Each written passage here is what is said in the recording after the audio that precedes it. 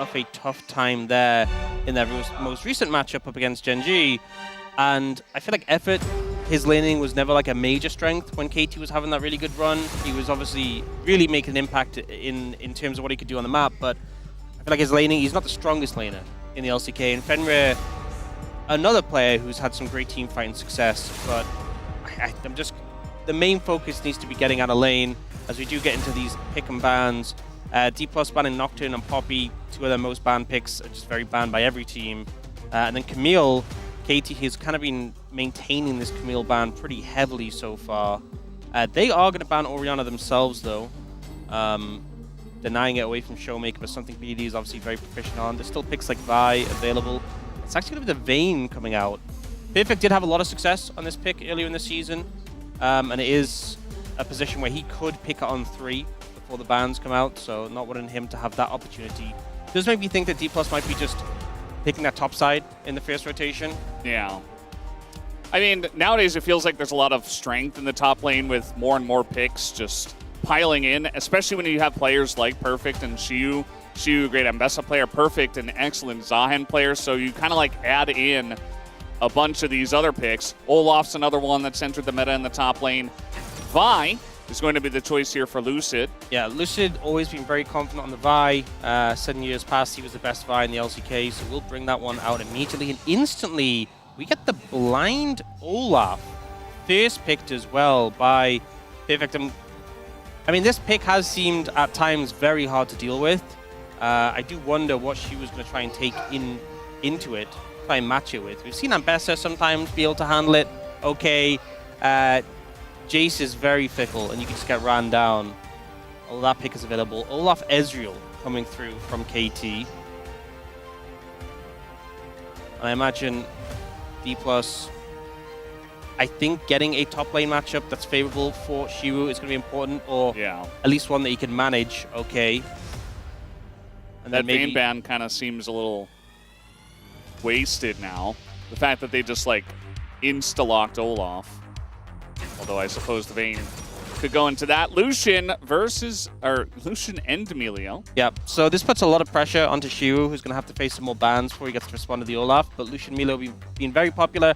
Kind of, it dropped off and then rose back up in priority, especially when teams are heavily playing through the 2v2. And KT are toying with the idea of the Nautilus, but it's a good answer into Lucian when it comes to team fights. You can obviously keep him accountable, press that ult. Very hard to play with a short range Lucian against the Nautilus, but the lane is going to be a bit rough. The lane is not going to be a fun time, and you had options that could have made the lane easier. You could have gone Bard, you could have gone Karma. Instead, they go for the Nautilus and kind of allow D+ to have pressure in that bot lane 2v2 in order to be able to answer the Lucian in team fights. Now, next rotation of bans, are we just going to hammer away at Xiu's options here? Jace taken out, even though it's a fickle matchup in Olaf. Obviously, one way if you can space correctly and maintain distance can harass him down. And now for D+, there's jungles. You could just take out, the Xin Zhao, Jarvan, still up and available. Yeah. Lee Sin, Neferi, there's a lot of options. Could Jarvan also look seems good. I think Jarvan's a good ban. Effort loves the Nautilus, by the way, as well. So I think Jarvan part of it as well. Like into Olaf is just very unfun for the Olaf because you can ult you, cage you, and then flag and drag away, and then you have no one to hit, and you just run out of your ult and become vulnerable again. So makes a lot of sense. I feel like here, Gnar, Ambessa going for the Syndra, going mid lane instead, taking that one away from Showmaker, obviously very known for that pick.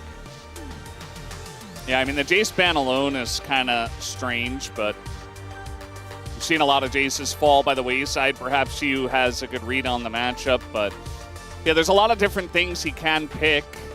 Maybe just go for some kind of bruiser like the Ambessa, like we were talking about, just to match the Olaf in top.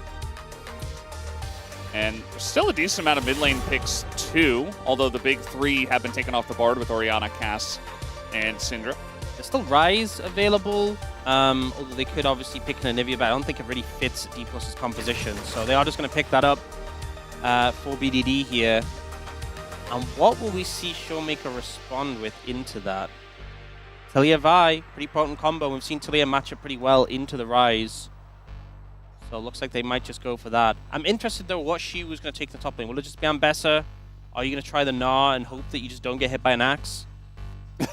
Just dodge. I think what makes it uncomfortable is that you're playing into a Rise. You don't know what the jungle pick is going to be. There's definitely potential for them just to focus on you top lane and really make your life hell. That being said, still available, by the way. Yeah, I mean, Lee Sin Rise, super strong. Yeah.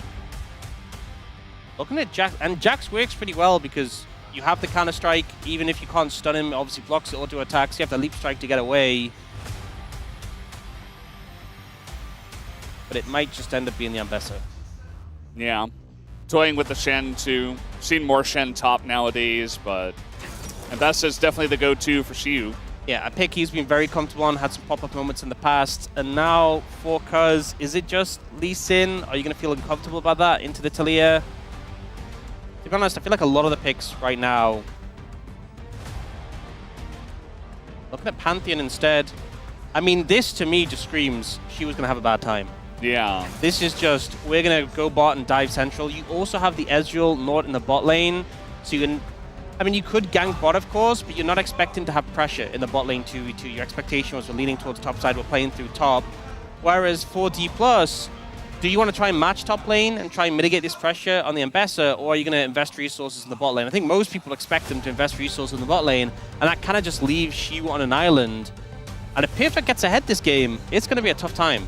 We've seen some Olafs, when they do fail, you know, they don't have the pressure in the lane, they kind of go even or even fall behind, and then they just, their team is behind, and then they just run into the enemies, and they do a bunch of damage and just die, and it's not really the pressure you want out of a pick like Olaf, but this is an Olaf draft where he's set up for success, and there's two other carries that can kind of just do their own thing.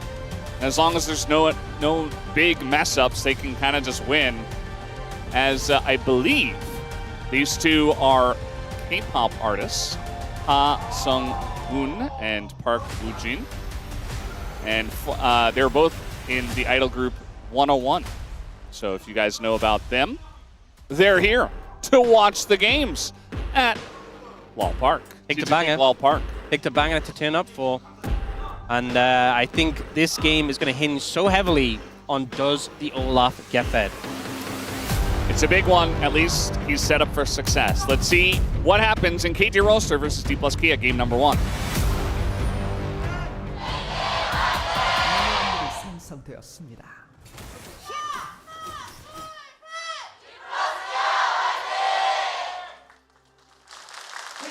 All right, game number 1 of KT versus DK. This was a very hype matchup at the beginning of the week because these were the two teams that kept on winning until they both lost this week in a 2-0 kind of stompy fashion. I suppose a 0-2 in their perspective. So looking to get right back on the horse for both of them. You see Fenrir go in the exhaust, which has been pretty common into Lucian, but no cleanse from Smash, so that's something that will hold him accountable. Just dodge the axe. Kind of hard to do that when you're melee. A little bit easier as Gnar. I think the hope is that, I mean, level 1, you're never going to win. But when you get a few levels behind you, if you can dash and go forward or dodge the axe, and the axe goes behind you, then it's really uncomfortable for Perfect to pick it up. Yeah. Mid lane, we saw a lot of trading. Feels like Showmaker is doing pretty well early on, but still a mana, or rather, a regular potion here for BDD, which he just used. I think classic. Yeah, I did cast that on Tuesday. And then we did LCK Feud. Yeah. Spoilers. Oh! Yep. Well, that's a very nice hook. Smash kind of just dashing in the direction of the hook. Extra Q hits him. And this was one of my concerns, is playing to Lucian Milio. Also the fact that Effort and Fenrir struggled in lane in the most recent series, kind of got absolutely annihilated by Genji. Duran Rillo in great form. But so far, early levels still, but looking like they're doing pretty okay in a 2v2. And I think both of these junglers have the ability to make a lot of impact early, so once they finish that first clear, seeing where they go is really gonna impact the game. Yeah, for now, just both of them on the bottom side of the map. All summoners available down on the bottom side. Only 3 CS behind is Fenrir. So far, it's okay. But if this begins to snowball out of control, we'll see what Smash can do. Obviously, Pays had that gigantic game of Lucian, which really turned a lot of heads. And I'm sure a lot of teams were watching and saying, wow, if our AD carry can play like that, we should play more Lucian. And we've seen a lot more Lucian since. Seen things move a lot more towards the bot lane focus. Have a reset coming in from Effort. It looks like he's just coming back to bot lane. Try and make sure Fenrir can pick up this wave. That's kind of the charm, though, of Ezreal. Why he's been so popular in the current meta is because not only do you have a lot of safety, you're able to farm alone, you're able to pick up minions from a distance with your Mystic Shot, but then does scale well to have the high level of DPS compared to compositions where they've had that mage and kind of just run out of steam into some of the bulkier comps.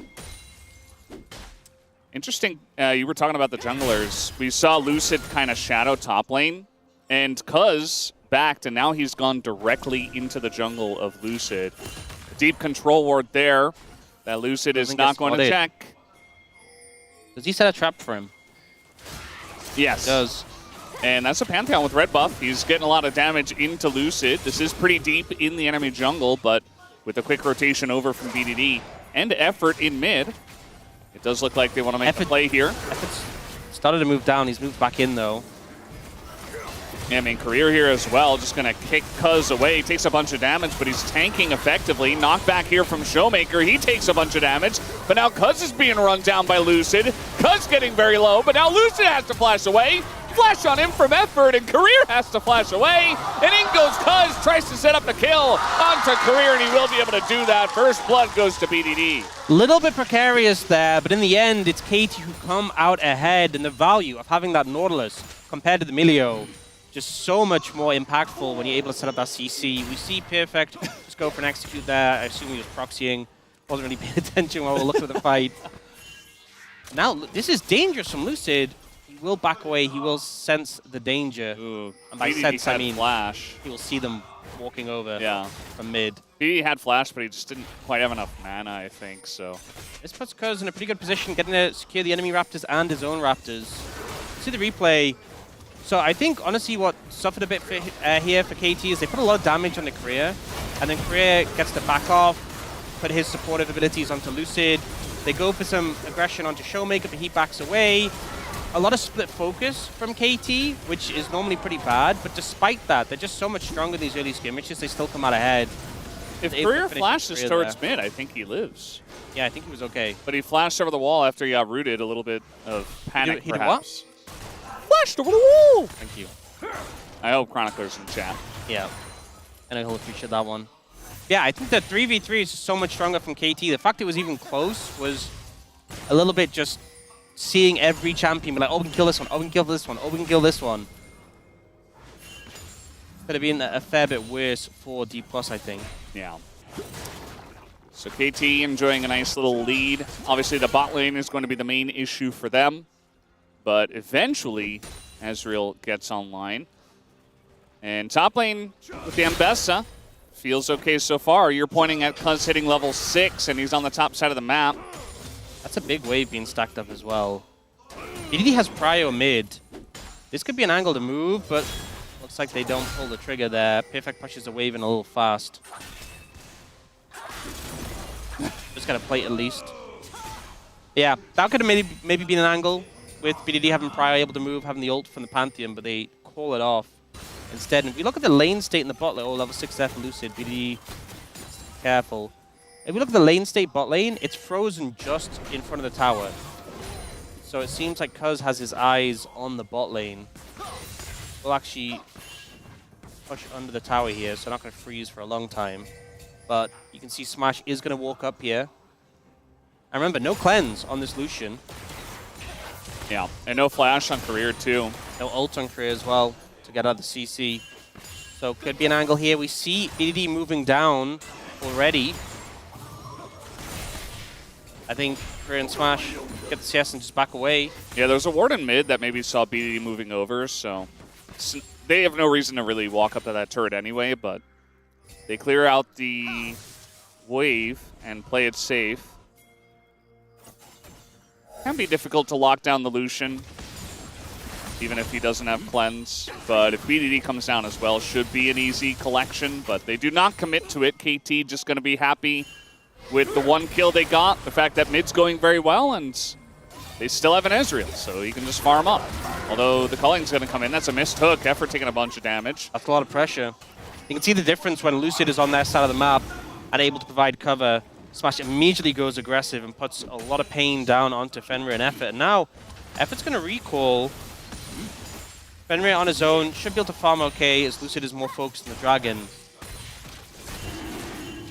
It will be first of the game picked up by D+ Kier, answered with the grubs in the top side by Cuz. And so far this game still feels pretty slow so far. There's windows to make things happen, but both teams kind of hesitant to go for it, especially since both mids have the ability to roam.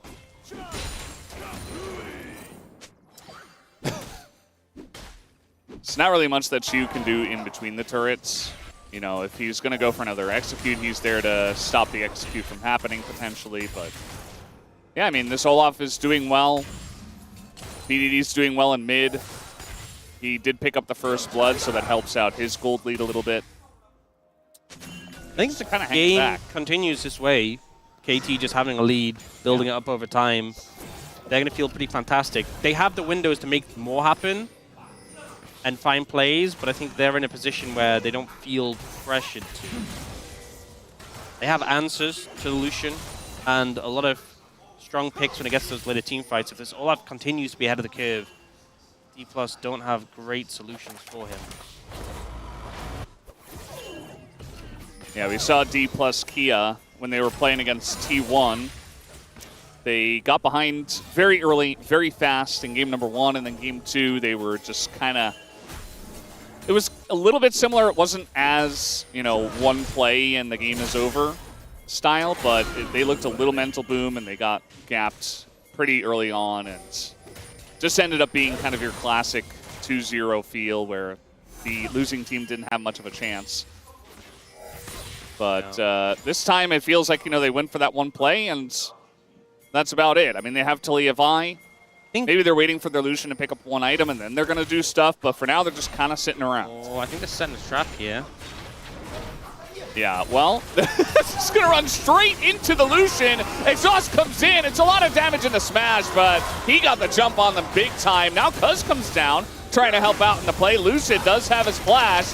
As Emilio comes in, BDD comes down here as well, but Career just flashes out of there. They pick up the kill, and they get away. D+ feeling pretty good about that. Smash really setting the bait there, hiding in the brush, waiting for the last moment, and then just dashing straight onto them, knowing they didn't have the damage to kill him. I feel like this feels pretty bad for KT because they kind of missed some windows to make plays earlier, and in the end they commit both these roaming ultimates for the mid-jungle just to try and counter this play, and just not succeeding. And ultimately the issue is, both Vi and Lucian are quite mobile, and you have Emilio to get you out of the CC if needed.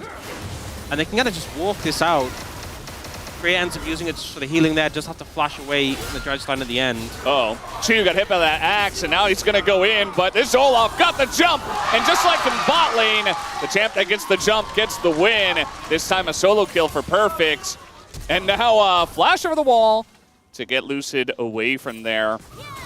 Was not going to be able to vault. Did what over the wall? Flash over the wall. Thank you.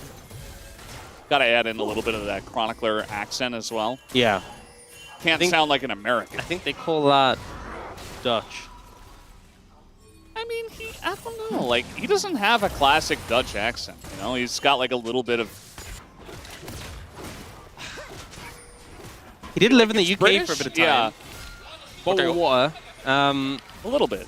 There's not much you can do. Like, you ult, it doesn't CC him, it just kind of puts you in deeper. And she would just put out there. Has got the Eclipse now, though, which is a nice spike, but he's 1.2k gold down. I think it feels really bad, specifically in this top lane matchup, if you do fall behind, because you just... At least if you're... I mean, if you're playing the range tops and you fall behind to the Olaf, you just get ran down. But at least you can try and farm from a distance. She needs to be in the wave, and might just get charged on by Perfect whenever there's a window to do so. Yeah, not to mention that Perfect just gets a bunch more golds and has a really nice gold lead so that later on when he's got, you know, 2, 3, 4 items, he can effectively burst some of the carries of DK even easier. Like, what does Talia do into Olaf? Right. just die? Like, just fall over? It's like, yeah, you have a good matchup into the Rise, sure, and you can match some roams and stuff. I mean, we haven't seen any roams. What's sad about Talia into Olaf is one of your abilities literally does nothing to him. Yeah. And I mean, it's not even like Vile, because Vile at least does damage. You're never going to Vile an Olaf, but at least it does damage to him. But the Talia W does absolutely nothing. Yeah. Your Unraveled Earth, you can't activate it because he can't knock him through it. Wee bit of damage. He's not going to dash. A lot of your kit doesn't respond well. You have the wall at least. The wall can be useful if you can wall them off somehow, but... Yeah. Yeah. So at the end of the day, they saw the first pick Olaf, and they're like, you know what? Talia's got a good matchup in a Rise, so... yeah. I don't know. I don't feel like they had a good response. I don't feel like they were well prepared for the first pick Olaf. Obviously, you know, it's doing very well, so maybe it feels like a little bit of bias for an Olaf that's ahead, but we'll see. As now we have a couple of ults coming down, and here comes the Talia to match the Rise. He hops off the wall early because there's too many people there. And KT just pick up the free kill onto Career. Team to pull the trigger first ends up favored, and now D-Boss is going to be very difficult to retake this space. Fenrir's playing the side angle, just getting harassed down. Has Flash and Arcane Shift, so you can't really jump on him. But he will just go over the wall to his team. Okay, he's doing a bunch of damage to Perfect this time. Eclipse does help a lot. Yeah. That's something I will say. We got a Cloud Rift, Cloud Soul. My God. Cloud Soul For Olaf. with an Olaf. Yeah. It's just not okay. It's actually kind of unfair. So in this situation, Smash is very hard to pin down, given that he has, you know, a dash and a flash, and there's the Emilio ult. So they kind of just split up and say, look, we'll just let the Emilio go. He does ult, removes the root, but just gets stunned immediately afterward. All right, Showmaker in the river. He's going to try to flash away from this one. Lucid's there with Career to help out, but the depth charges in on the Showmaker to stop some damage, and he can't help out Lucid, who will just die. And now Showmaker doesn't have his flash because he used it. He does get the kill on an effort, funnily enough, but he uses free food for the Olaf, and that's going to be the Rift Herald on top of it all. Bit of a weird one from Effort. That was a good play overall, but he had both summoners available, and I believe I didn't see him use Locket either, so I think he could have lived that, and then that would have been just a phenomenal play for KT. In the end, he goes down. Honestly, maybe he just, I mean, the Locket, of course, he should have used, but... I think Locket and Heal would have been worth to save yourself there. I mean, I think Flash, I can understand saving Flash. So if, like, those other two tools were already down, I can understand him not flashing, but I think he would have done well to save himself there. Smash getting low, getting a couple too many Qs to the face, and he's going to have to barrier and dash away just to survive. Ezreal the Triforce, a lot of pressure on mid. Perfect getting more plates on the bot side of the map. And he got another kill in that fight earlier, so... Okay. Yes, let's send the Talia. Showmaker is down 2 levels as well. Yeah. He could be up 6 levels, and I think he still dies. As now we got Shu in a bit of trouble, but he is Ambassador, so he just dashes away a million times. Effort giving him a little bit of an exit there. So good from Shu to get away from that play. Now though, Lucid's actually collapsing in. Does BDD get the recall off in time? Okay, he should get out with this. Good read there to disengage from the situation. Yeah. Cast it early too, like without full information, just in case Vi is there to stop the Realm Warp. I feel like Realm Warp is just one of those abilities where you can use it so freely. It's not really, you're not really going to suffer that much from not having it. Obviously, you have to play a bit more defensive when it's down, but just gives so much utility in the side lane. Yep. That's why the Rise side lane and farm up. You remember when you could specialty is a thing? Sonya's in the Realm Warp? That was so broken. Yeah, they removed that one pretty quickly. That was a good one to remove. Yeah. Honestly, that one was a bit obnoxious. And right now, KT just very aggressively playing for this mid lane tier 1. 3 grubs as well will make it a little bit quicker. And it should just be down now. Yeah. Remember when Gen G 2-0'd KT, it was just the most classic, slow LCK Gen G style win, where they got like 2 kills, and it was 25 minutes in, and they just kind of had a 5,000 gold lead, and the game felt over. Yeah, I remember Feels that. a little bit like that now, but different. It's not Gen G. TK at least have a dragon. They're not as far behind, but still a lot of control being exerted on the map by KT at the moment. I think being in this position against KT's composition, Effa should just be able to disengage. Even threatening a re-engage. I think, honestly, if Cousin BDD had ults, I think they would have gone for it. But they're down, don't have those tools. Probably a big reason why D+ played that way. But I think as the game goes on, it's just going to get worse and worse for D+. The Lucian short range is a big liability into this KT composition. Your Talia is behind, your Ambessa is behind. You have pick potential, so I think that's kind of the way back into the game, is if someone from KT oversteps and is out of position. But if you miscalculate, if you go aggressive onto, say, Fenrir, and he disengages, and then suddenly Perfect appears behind you, it's just game over. Yeah. GG for that team fight and GG for the game. And it's pretty interesting. I mean, I think I've vocalized pretty well that I'm not a big fan of the DK draft, especially the Talia. But I feel like they had such a good read on the meta, especially at the end of EWC. I think it really helped them win that tournament. And then coming into the first week of round 3, they looked good in terms of their drafting. But I feel like their drafts against T1 as well were a bit weak. And T1's drafting always raises eyebrows, I feel like. So, not sure what went wrong in terms of their read. But now KT's going to take a Cloud Drake. D+ in response will get that tower top lane for Shiwu, so it's something at least answered back. Now trying to put pressure on this mid lane tower. Yeah, Fenrir's just clearing the wave, I guess. Locket comes out, tanking it up. They cleared a little bit of the wave, but Smash gonna dash forward to try to chip away at that turret. Doesn't take it down. And meanwhile, BDD's bot. So at the end of the day, yeah, they got the top turret, but it's matched in the bottom lane after the dragon is taken. These long lanes opening up as well. I think Perfect and BDD are very happy about that. Herald comes down mid, looking for a charge in the tier 2. Showmaker could block this with his Weaver's Wall. Or just get in front of it. Or they just waste Shelly to say, see you later, nerd. You know what? Goodbye. Not the best Rift Herald usage, I'm not gonna lie. That was kind of just so, let's just throw it down. See what it can do. The answer? Not much. Because it's like, yeah, this is going to time out soon. I'm just going to drop it here. Whatever. Honestly, I don't know. It would have been better to let it time out and deny them the gold. Yeah. Quite literally. I mean, you could try to make an argument that, like, hey, they had to group up mid just in case there was a... Nothing else was really happening, so... In this case, just deny them the gold, I'd say, or use it better. Whoa, use it better? That's a suggestion. Is that a little bit toxic? A little bit. I feel like nothing's happening in this game, so I'm getting a little anxious. I'm like, something should be happening. It is KT and D+ playing, so... We do have Fenrir picking up the Mirror Mana fully stacked, so he's in a really strong position on this Ezreal. BDD needs a little bit more time to get the Actualizer and level 16.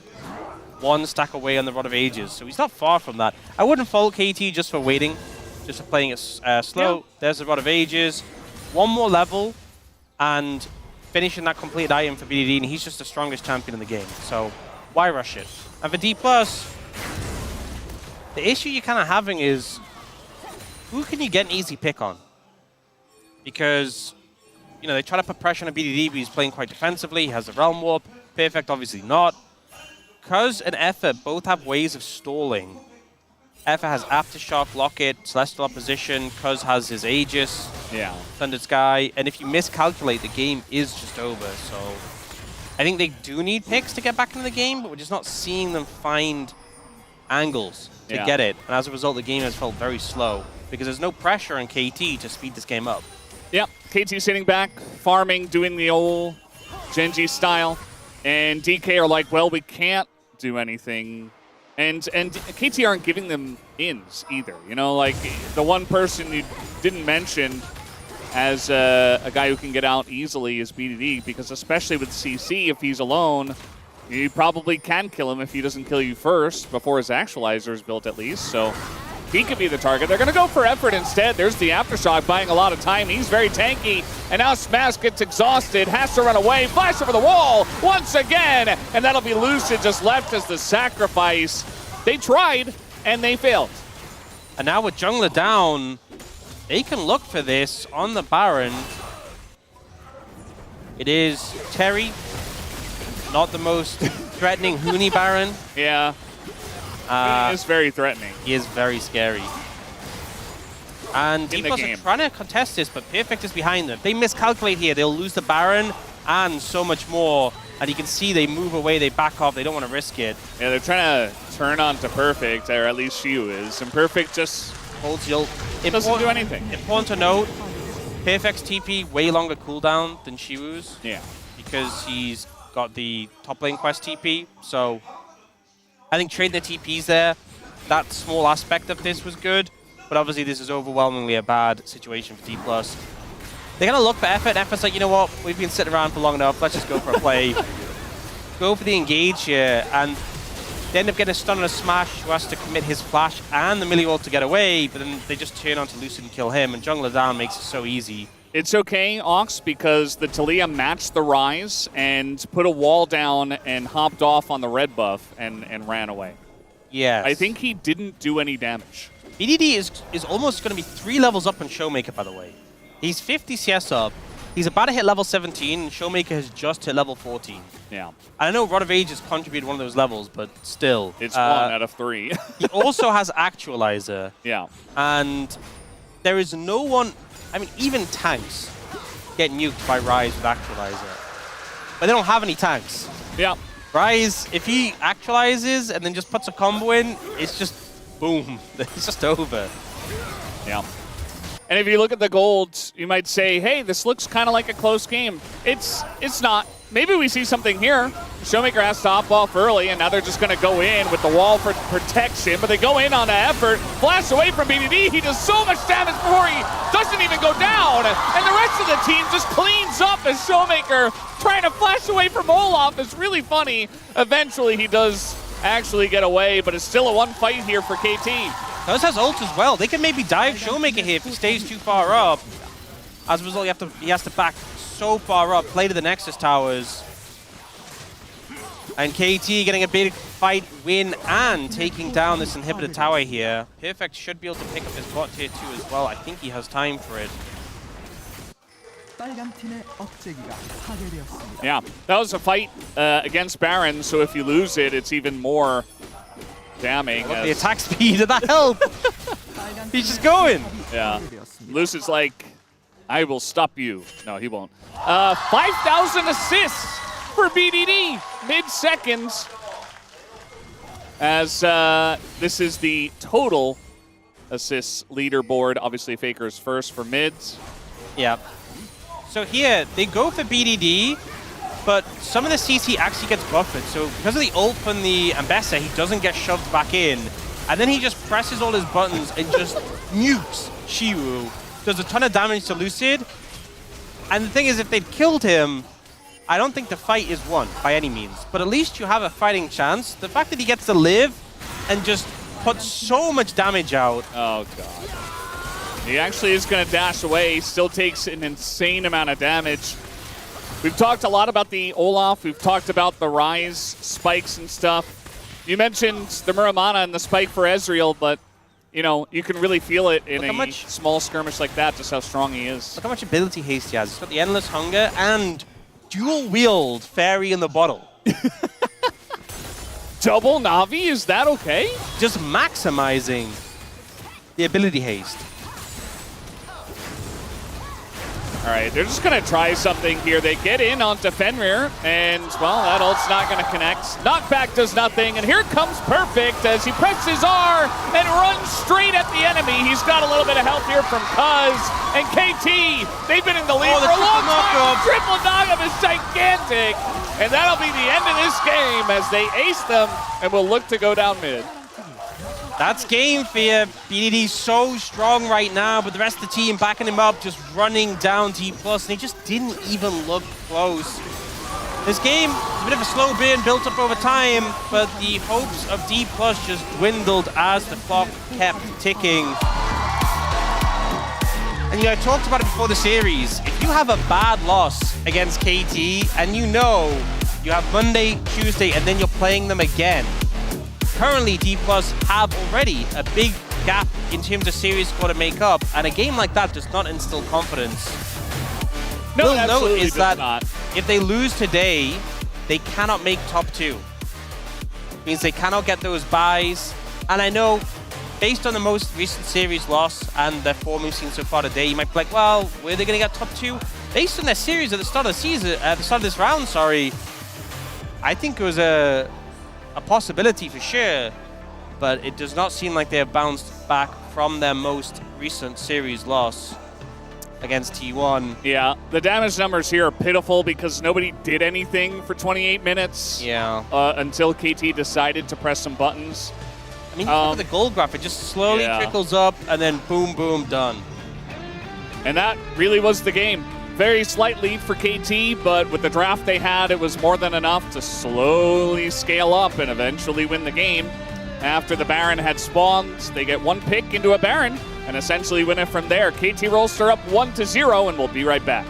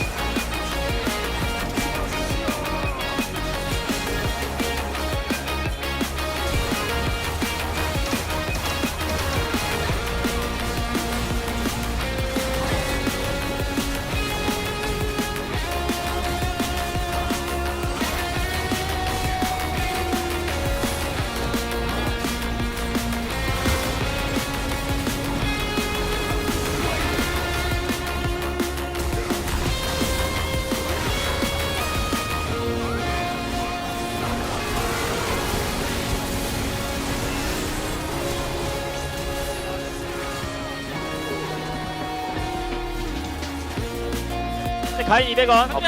네, 다법석이야. 나 물릴만해. 나 물릴만해. 올렸다. 살짝 빠져. 아, 먼저. 야, 빠져. 아래로 빼, 아래로 빼, 아래로 빼. 아래로 빼. 아, 봐줄게. 해봐. 야, 빠져. 자, 이제 봐도 돼, 이제 봐도 돼. 나 불러줄게. 떨어질게. 보자. 보자. 살게. 던져보자. 위에 볼게. 와줘. 바이. 야, 몸에 줄게. 미드 가자. 미드 가자. 형 탱이다. 땡이야. 일로 와. 내가 탱해줄게. Winning would obviously keep them in the running better in the Legend Group, make things more interesting. But it would be very funny to see Uni be wrong. I'm so torn. I mean, even a 1 out of 10 is kind of funny, but 0 out of 10 is next level. So Yeah. that's kind of why we're aiming for that. Bans starting out the same. I imagine the only thing I could see changing is maybe the Vayne from D+, because that didn't really pan out the way they wanted. But maybe if she was still concerned, he just takes it away. I mean, clearly, Perfect showing he's willing just to blind Olaf first pick on that second side. Feels weird to say first pick on second pick, because it used to be like first pick on red side. Yeah. I mean, it's their first pick, even though they weren't the team with first pick. So it was blind, which is the important thing, and it was very early on in the draft. Jarvan going to be the ban here. Jarvan taken away. 2 mobile 80 carries were already taken out of the pool, so I think Jarvan priority did rise up. With Jarvan gone, Pantheon, Vi gone, I feel like Xin Zhao priority goes up, especially because it's a pick Lucid is super comfortable on. They are going to start off by taking the Jace, though, for Shiwu. A pick we've seen be a little bit Feast or Famine. Bit of hit or miss, depending on who's piloting it and the matchup it's in. Yeah, it does feel safer as a blind pick than it used to be earlier on in this year, but can still have some rough times. As we're thinking about Annie for BDD. Annie's maybe Xin Zhao. I mean, Lee Sin's available. We've seen Skarner picked into it so frequently that I'm not sure you want to pick that here. Looking at the idea of the Bard, though, to pair up with it. And they will lock that in. So a lot of playmaking potential. And honestly, if you're playing in a mobile AD carry, when AD carry has to be up close, you're going to suffer. So they immediately lock in the Jhin. It denies Jhin Blitz? Bard. It also means he can play from a distance. They're going to go for the Shen as well for some playmaking potential. Here, I think, Cuz could take the Lee Sin if he really wanted to, as you're not going face first in the Skarner anymore. And Lee Sin Annie's a pretty potent combo. Yeah. But they're going to go for the Corki instead for the bot lane. Corki risen up a good amount in priority. He gets some slight buffs. It was his AD scaling, which works really well with Triforce, and the refund on his ult. So they will take that one. I imagine denying the Lee Sin from KT would be pretty valuable. But then again, they could just pick Skarner into it, so maybe KT ban Skarner to kind of force a Lee Sin ban, and then they still have priority to go towards like a Xin Zhao. Yeah. Or a Wukong even to pair with the Annie. Gonna see Syndra banned once again. I mean, second time now into Showmaker that they banned that away. This time, you know, makes more sense when you have Annie. You don't want to play into that Syndra. But earlier they banned it and then first pick also Prize. throw Tibbers, which is really not fun. Yeah, it's not the greatest matchup for Annie. Trundle. I feel like the Trundle ban is just trying to telegraph they want a Xin Zhao ban. I think those are the two junglers that kind of stand out that are left are Xin Zhao and Lee Sin, and then the backup would be Wukong, pairing well with the Annie. And they're going to ban Scott, so it's like, okay, Yeah. D+ one Xin Zhao, KT one Lee Sin. Lee Sin's going to get banned by D+. Pick I Xin assume Zhao. you just pick Xin Zhao. Even though Annie Wukong's a strong combo, you know the D+1 it, you know Lucid's super confident on it. So just take it, I guess. Was this a trap though by D+? Did they have something prepped into the Xin Zhao? Because surely you expected that they would just deny it here. Yeah, I mean, if you're not too concerned about the jungle, maybe you just pick a top lane answer and then see the comp and pick jungle, but they're actually going to go for Nefiri. Okay, opt in for that instead.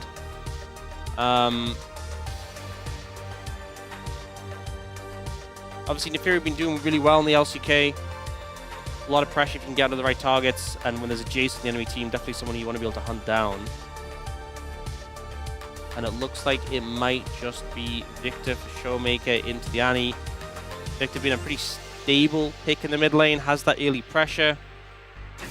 I feel a little uncomfortable here with the immobility, and then to no surprise, it's Xin Zhao for Lucid. So we've gone through the entire draft. There weren't any more top lane bans in the second rotation. You know, with this first pick, Jace, and then going all the way to last pick to see what Perfect's response is. Could just pick a tank into it, could pick something like the Rumble. Gonna go for the Yorick. That's something we saw a lot into Jace during the first two rounds of the LCK. Yep. You do have so many options he could have gone for, but just going to go for the Yorick as kind of a response pick rather than just something he wanted specifically for the comp.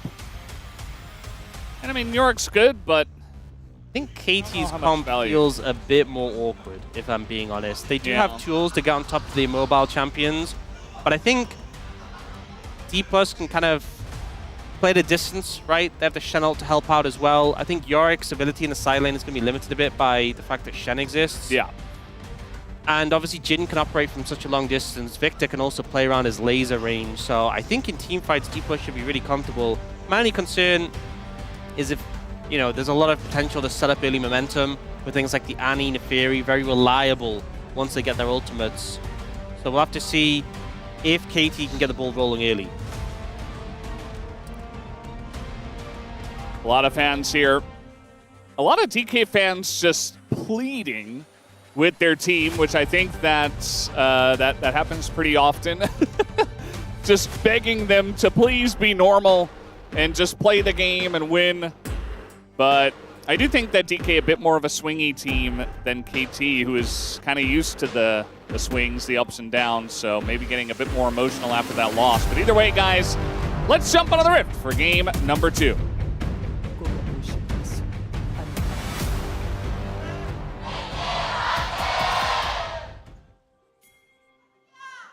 미니언들이 생성되었습니다.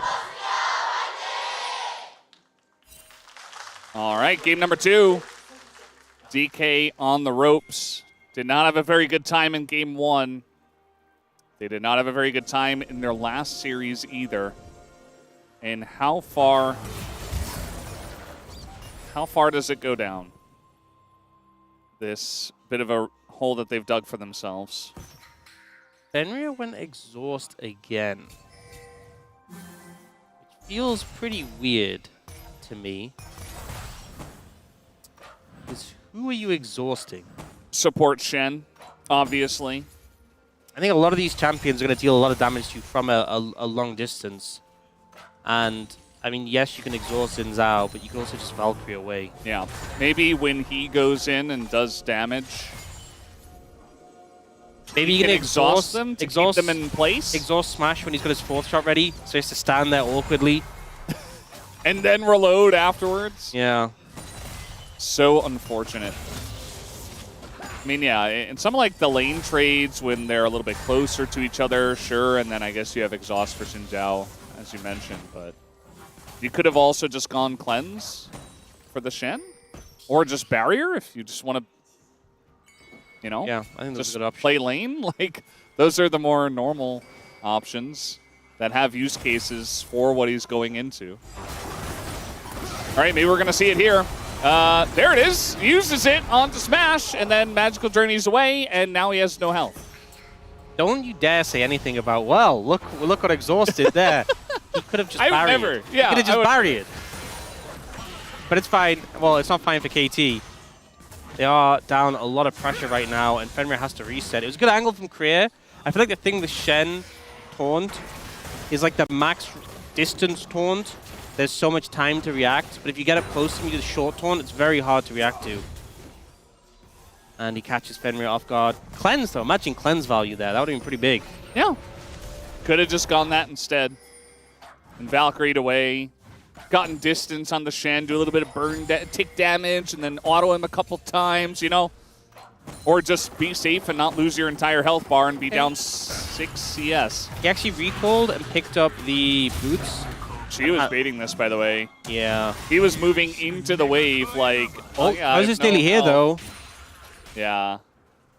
And they're not going to continue on that play, just knowing that's a possibility. So a big advantage that Yorick gets over Jace is that Yorick gets so much power at level 6, and Jace, I guess his hammer gets a little bit shinier. I don't think this not much really happens.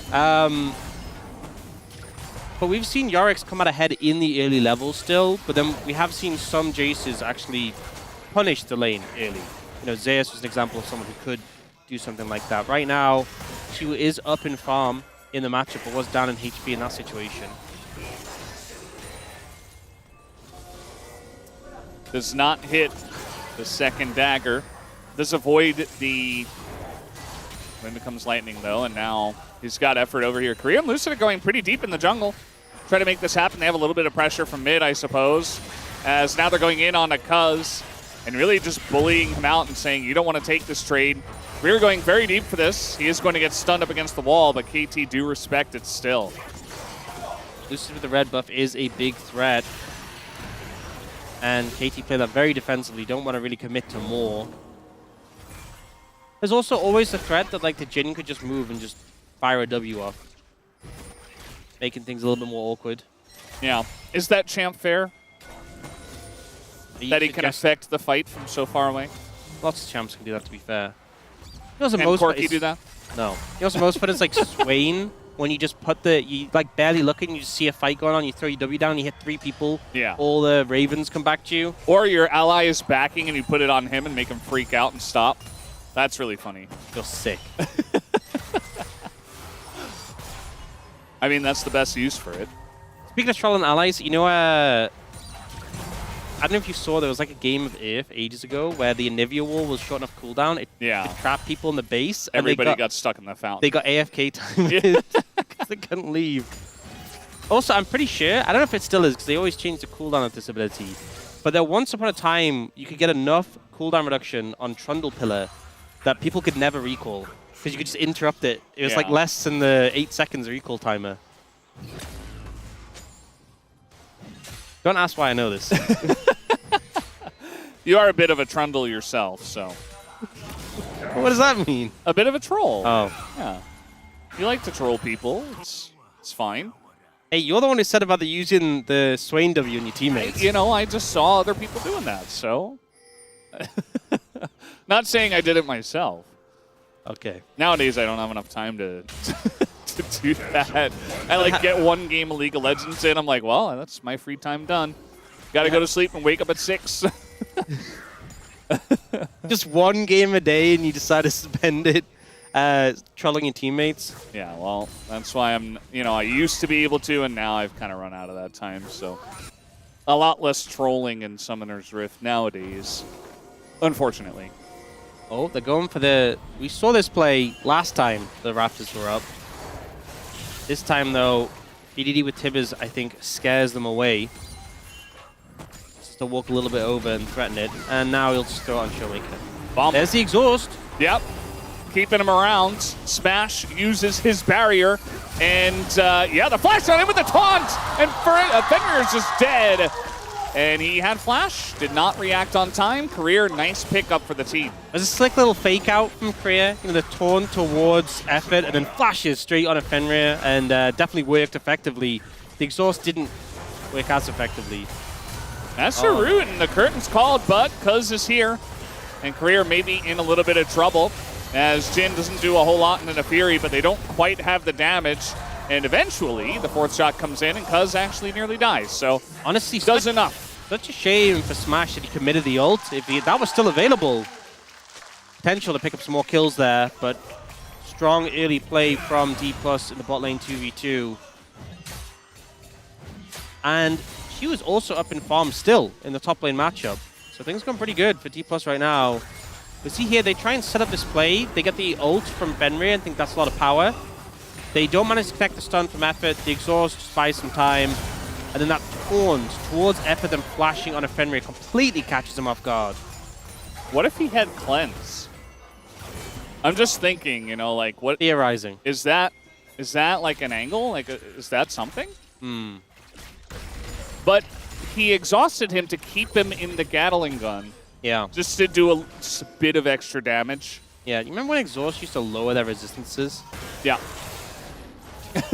Then we're talking. Yeah, it just doesn't... I mean, if you're playing an Illusion, sure. If you're playing in a Jhin, maybe he forgot to switch. That can happen. Is that a thing? Maybe. It's probably on purpose, but it has not looked great.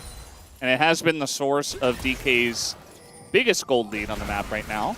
Yeah. To be fair, I don't think the exhaust is the entire reason why things have been going bad in the bot lane. Yeah. Just a hater. Yeah. Got a bit of a hater vibe today. I'm not sure why. Me? Me. Oh. You always have a hater Yeah, I was vibe. about to say. Today. Yeah, today, just specifically. Today. Moss is a bit of a hater. Yesterday, the day before. True. Every day. Tomorrow hasn't happened yet, so you could change it if you wanted to. Won't happen. You still have the ability, the choice. I am who I am. To make a difference. As he goes back in to the Ghoulie wall and has to flash away. Now we got a trade down in the bottom lane. Barrier almost available, and this is all just to bait for Cuz, who is coming on in. The flash is there, and eventually it's just a kill. Career not able to help out in any way. I think should have just held the flash, if I'm being honest. The barrier was nearly up, though. If the barrier gets back up, great. And this feels kind of bad for Smash because whenever you're playing those intense 1v1s in the bot lane as Jhin, you're like, please just let me get a little bit of distance away, and you're so dead. And unfortunately, Cuz was there to make sure that didn't happen. So good bait by Fenrir. Effort trying to make an impact around the map. He did guess Hugh was flash earlier at least, but struggling to do a bit more than that. He's hanging around, but commits to the back. And right at that timing, Xiu goes in, and he's got Career with him. Taunt goes in, and Perfect's in a lot of trouble, as he is going to flash, though, and make it into the river. And here comes PDD. And actually, he's totally fine. He's trying to get that in. Xiu, no! That is the greediest play I've ever seen. I cannot believe that. You back off from the kill. You're like, look, PDD's coming. We can't kill him. And then he's like, but a little maiden. He got a Yorick TP gang? I think Showmaker's fine, but this doesn't feel very good. Yeah. That was criminal from Shu. I cannot. I'm speechless over that. It's 50 gold. Come on. At least the kill is more gold. Honestly, props to Perfect for the maiden micro, just making the maiden look appetizing. Yeah. Oh no. Now, if they could just fix the bottom lane. Maybe they're trying to do something like that here. Cuz has been on the bottom side of the map quite a lot. Cuz has Cyclo Sword, so he's pretty strong right now. Yeah. Sun and Sky picked up by Lucid, though.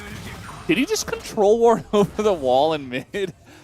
He's like, if Showmaker's still here for some reason, I get him.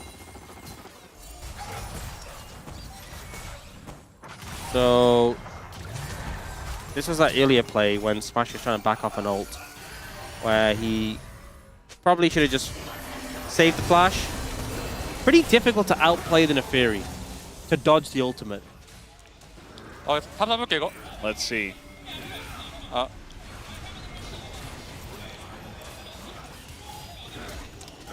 I want to see how much maiden micro there was. Oh, we don't get to see the maiden micro! They cut it off right there! Oh, God.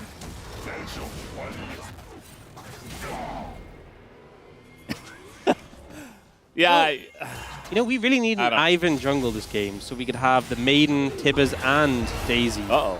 Oh, he is fried. Yeah, he doesn't have flash, so he's just going to take a huge amount of damage. The binding comes in. He's funnily tanky as they don't have all that much damage. Now he's under the turret. Effort going to get the aggro and the kill. He says, I set it up. It's my gold. I think, honestly, Perfect just not having abilities, not having the glob to throw him at the end, so he just took the kill. No maiden meant he was doing less damage, but Shiwu still goes down. No flash to help him out there. And we saw D+ potentially threatening to make a play on the bot side, but don't see the window. Instead, they're going to just go for Dragon instead. We'll be their second of the game. And now they're trying to set up something on a smash. There's the exhaust. Cuz again! This is so annoying as he just flashes on in. Gets rooted and taunted, does Cuz, but it's still enough. As Fenrir's going to pick that one up, and they were busy doing the Dragon, as you mentioned, but it's another kill here for KT. Okay, you know what? We're seeing the exhaust value there. It's really just to slow Jhin down, because Jhin can be so fast, especially with the Ghost Blade first item. That's the tech we were missing, Brendan. We were hating on him. I mean, we know what exhaust does. It's just... We're learning that exhaust slows people down. That's new information we weren't aware of. Yeah. I mean, it does help in the all-ins if you just jump on him and exhaust, but either way, this was a really long play. I mean, not having the maiden hurt here in terms of the damage, but they do eventually get him down. The glob hits early on to get the ghouls onto him. Those are some weird looking ghouls with like the golden skin. Yeah. Look like kind of baby Gallios, like Gallio tadpoles. Lucid, he's got some backup here from Career, but the ult is going to be flashed. In goes Lucid. They want to shut down Cuz, who is surprisingly tanky and slippery here. But now, on the backside, Smash is going to die to Fenrir, who does pick up that kill, and now it's getting really messy. Perfect against Lucid on the left. Career very deep here on the right. as going through the magical journey at the same time. Career gets in and sets up another kill. And now Perfect pretty low, but he wants to finish off Xiu. Can he do it? As Career's pretty much gone. Oh, one take glove. down, and the glove misses. Xiu does barely get away. Close one there. KT, though, coming out favored in that one, but that last kill on the back end does escape them. We see the replay here. Cuz ends up going aggressive onto Lucid, but misses the second dagger, and then with the Shen coming in, it just isn't a good time. They try and use the ult from the bar to buy time, but importantly enough, the stun doesn't hit Lucid, it hits Career in the wall. He's able to turn that around, but then Lucid's in a pretty rough situation here, not in a position where he can really get away. And then she was like, I'm coming in to save you, puts all his damage into Fenrir, which does kill him, but then gets stunned, and Perfect just jumps him. But he lives. Does live. Just about. So, KT with a gold lead in a pretty good position. D+, though, do have those 2 dragons in pocket, and it is an Infernal Soul. Fenrir has face-checked Lucid. Yeah, he doesn't have Flash, and he gets rooted here by Smash. It's just free food for Smash to pick up a kill. Doesn't have Exhaust.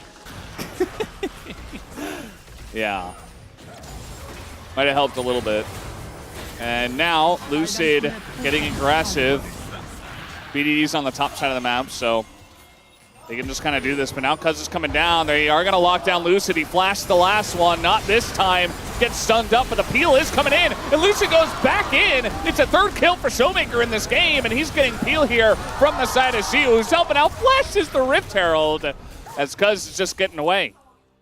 Great taunt from Career there to set up Showmaker's damage, and ultimately just a situation where KT overcommitted a bit too much there. Weren't able to follow up. I don't think this Herald is going to get much value.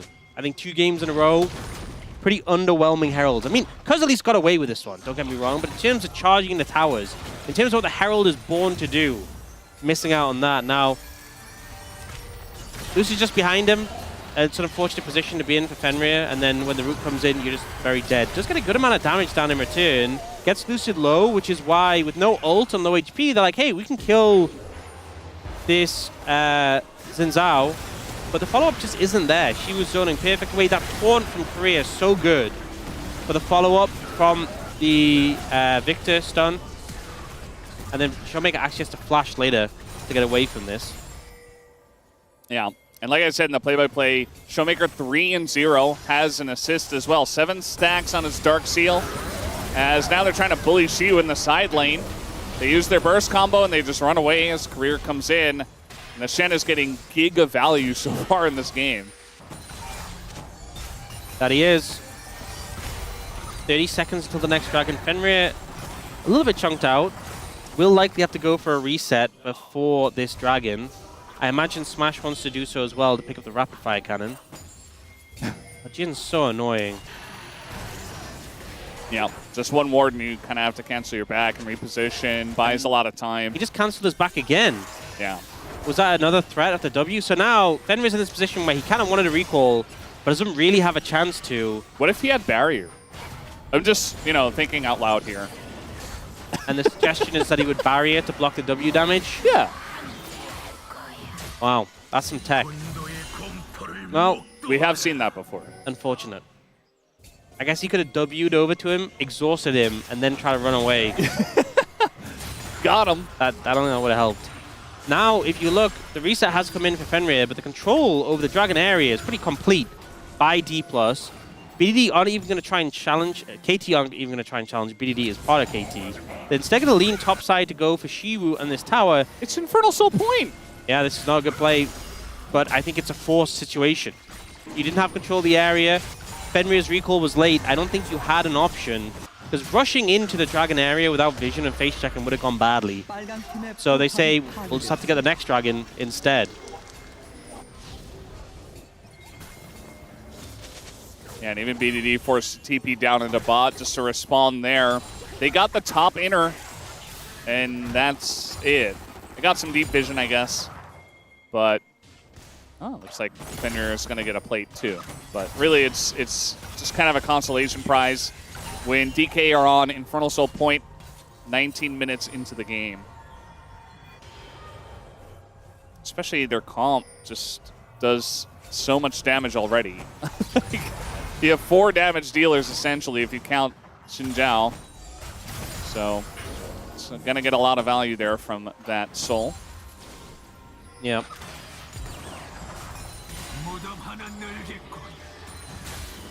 And I think now you're in this uncomfortable position where it's do or die in the next dragon. KT could maybe try and go for a pick and then threaten Baron off the back of that so they don't have to let it go down to the dragon smite fight. Showmaker picked up, this is a rare one. We don't often see this, the 7 stack Medjais. Yeah. Normally it's just the straight 10. At least it's Showmaker, which I feel like buys Medjais more than any other player. So at least that fits. But yeah, the 7 stacker is not that common. Do you think it's unfair that they kept Medjais in the game, but they removed the AD vision? Sort of the occult. Yeah. I do think it is. I'm not really sure why they did that. Maybe it was just too pub stompy, because you just go like as opposed to Medjais. 80 jungler, and yeah, I think so. I mean, you used to stack that thing really quickly, especially if you were like a lethality or an assassin kind of jungler. That's true. There are AP assassins though, like Evelyn. Yeah, and those still those still do that in solo queue from time to time. Yeah. So, time to remove Medjais. I mean, 1 kill for Showmaker would get him to 11 and get him that movement speed. He's getting the most of the value from the item. Right now, they're pressuring mid. Yeah. Get the Crystalline Overgrowth just to chunk the tower out. Cuz is fishing here. Yeah, he keeps throwing some Q's into them. Gonna get flashed on and doesn't get a chance to go up into the air until it's too late. The damage already there. And look who got the kill. It was Showmaker. 11 stacks here on the Medjais. And now they've got them locked up. Nice Bardal just to help, but again, it just feels like consolation. Here comes BDD, not going to hit the stun, and Lucid got a Crescent Guard to live through it all. As now Smash runs through the double laser and picks them up. Double kill here for Showmaker, and DK are running away with this game. You know what? I think it was a pretty good investment into the Medjai. He's now at 19 stacks on the back of that fight. 3 kills picked up, 6-0-1. And Baron going to be the extra prize. Vivek's coming over. They are low HP. This is Al, not the Huni Baron. Yeah. But it's still threatening when you're that low, but not threatening enough, it seems. He said, Showmaker, you have 19 stacks on Medjais, but you know what? You don't have 50 bonus gold from the Maiden. Here you go. Take the money and leave. So, Korea goes for the Flash Taunt here, which is harder to react to than the Taunt Flash. You can see how it was basically instant for Cuz there. Doesn't have as much range, but didn't need the range there. And then we see BDD go in for the play here, but Lucid still has ult, gets the shield to stand united, and then that double laser is so big there. Oh, the over-the-shoulder point of view.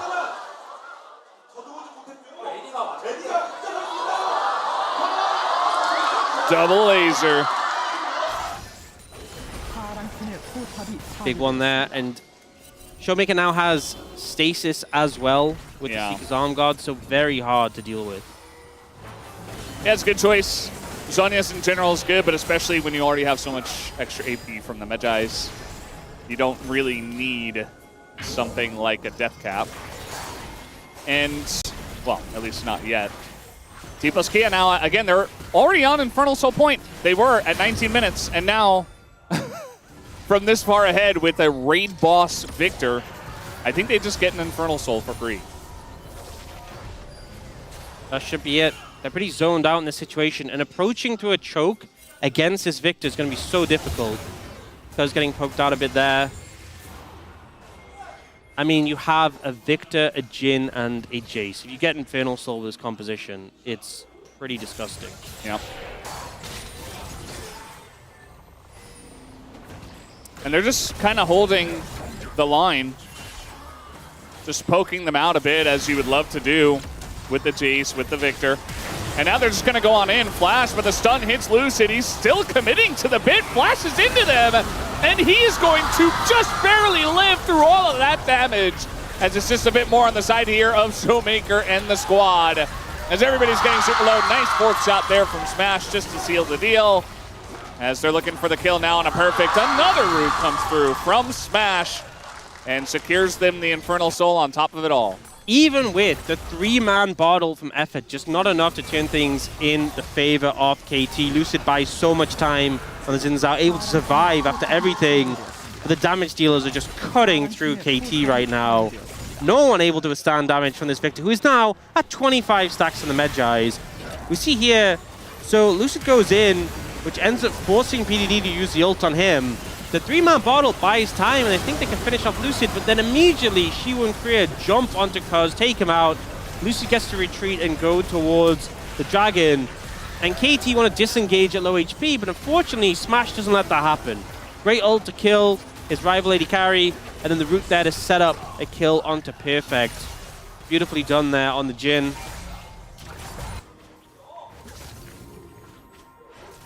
And, you know, game one was very one-sided with basically no action. This game, a lot more action, but still very one-sided to the other team.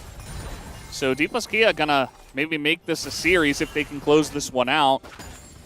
Kind of a similar feel to last game where it's like you don't just have the fed Victor, you've got a fed Jhin, a fed Jace. Everybody's fed, everybody's ahead. And he gets rooted up and dies mid-magical journey. Not sure where that journey goes. The game 3, I think. Direct with no stops. Yeah. Well, that's nice at least. You think he got business class? No. That did not look like the business class service. Made it quick at least.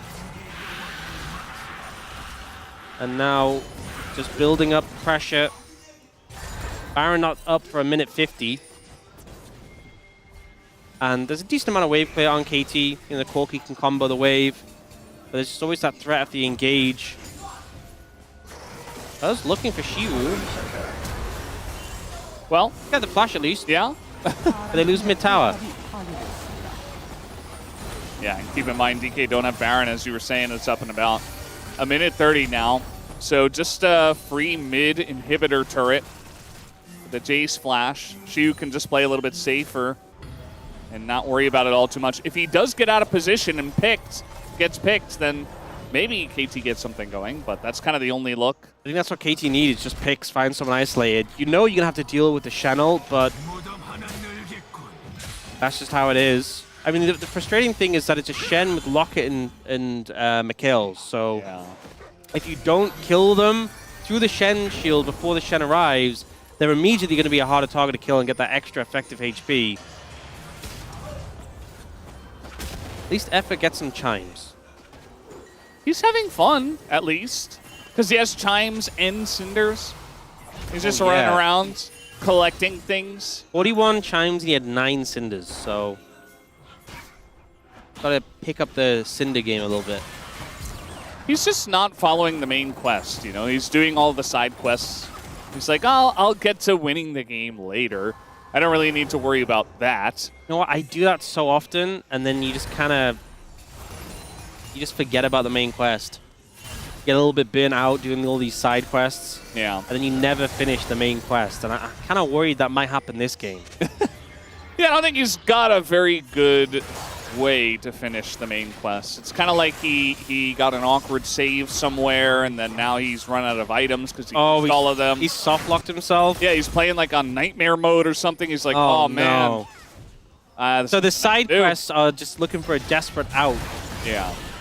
Well, I'm not sure they're going to find it. If I collect 300 chimes, maybe. How many chimes would you have to collect to one-shot someone? I think it's probably like in the hundreds of thousands. I mean, I don't think it's that high. I think it is. 100,000 chimes. I mean, it really doesn't.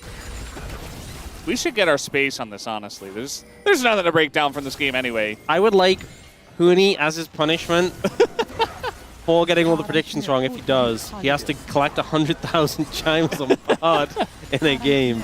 In the practice tool. I think the game would just end before then. Isn't there like a time limit on how long a game can be, even if you have no minions in the practice tool? I don't know. I don't know. 100,000 is quite a lot.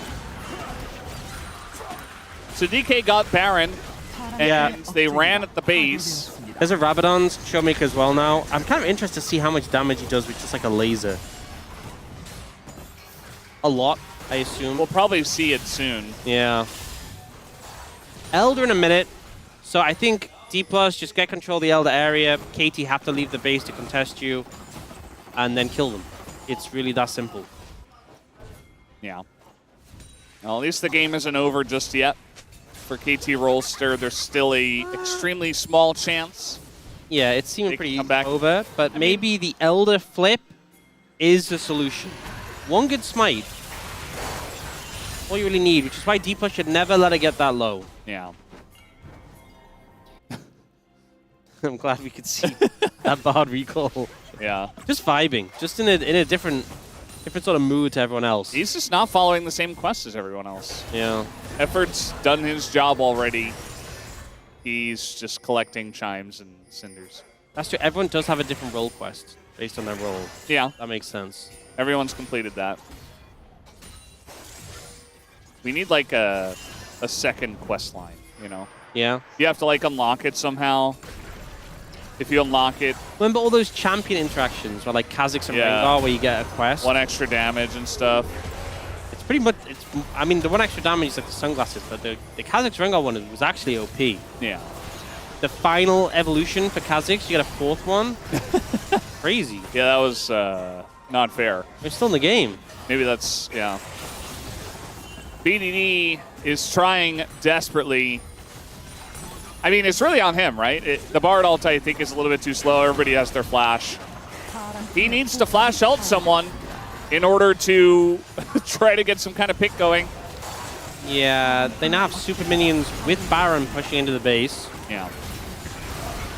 And look at the Arcane Storm. I mean, Fenrir doesn't get to survive or walk anywhere. It's now just putting it in the pit there, in the fountain. And they're just slowly chipping away at this. Yeah, you guys have to fight at some point. Eventually. No, he's just going to get rooted and dies. Okay, well, we're not going to see it at all. And that's going to be the end of this game.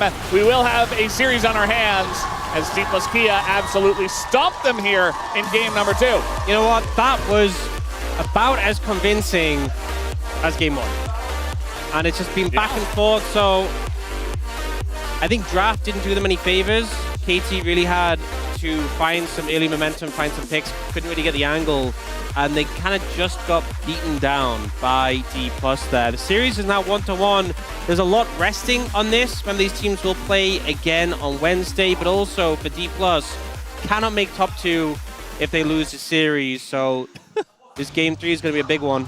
The sign just says, I am still hungry, and it's Showmaker. I don't know if I think he ate a lot last game. he's like some kind of monster that needs to continuously eat to survive. I think he was pretty fed in that game. Yeah. That was a lot of damage. And BDD was playing Annie and got to cast his ult sometimes and didn't even do all that much damage. Very one-sided games here, back and forth. Felt like the comps that needed to get ahead have not been getting ahead, and then they just kind of slowly wither away in both of our games. We'll see what happens in game 3 after the break.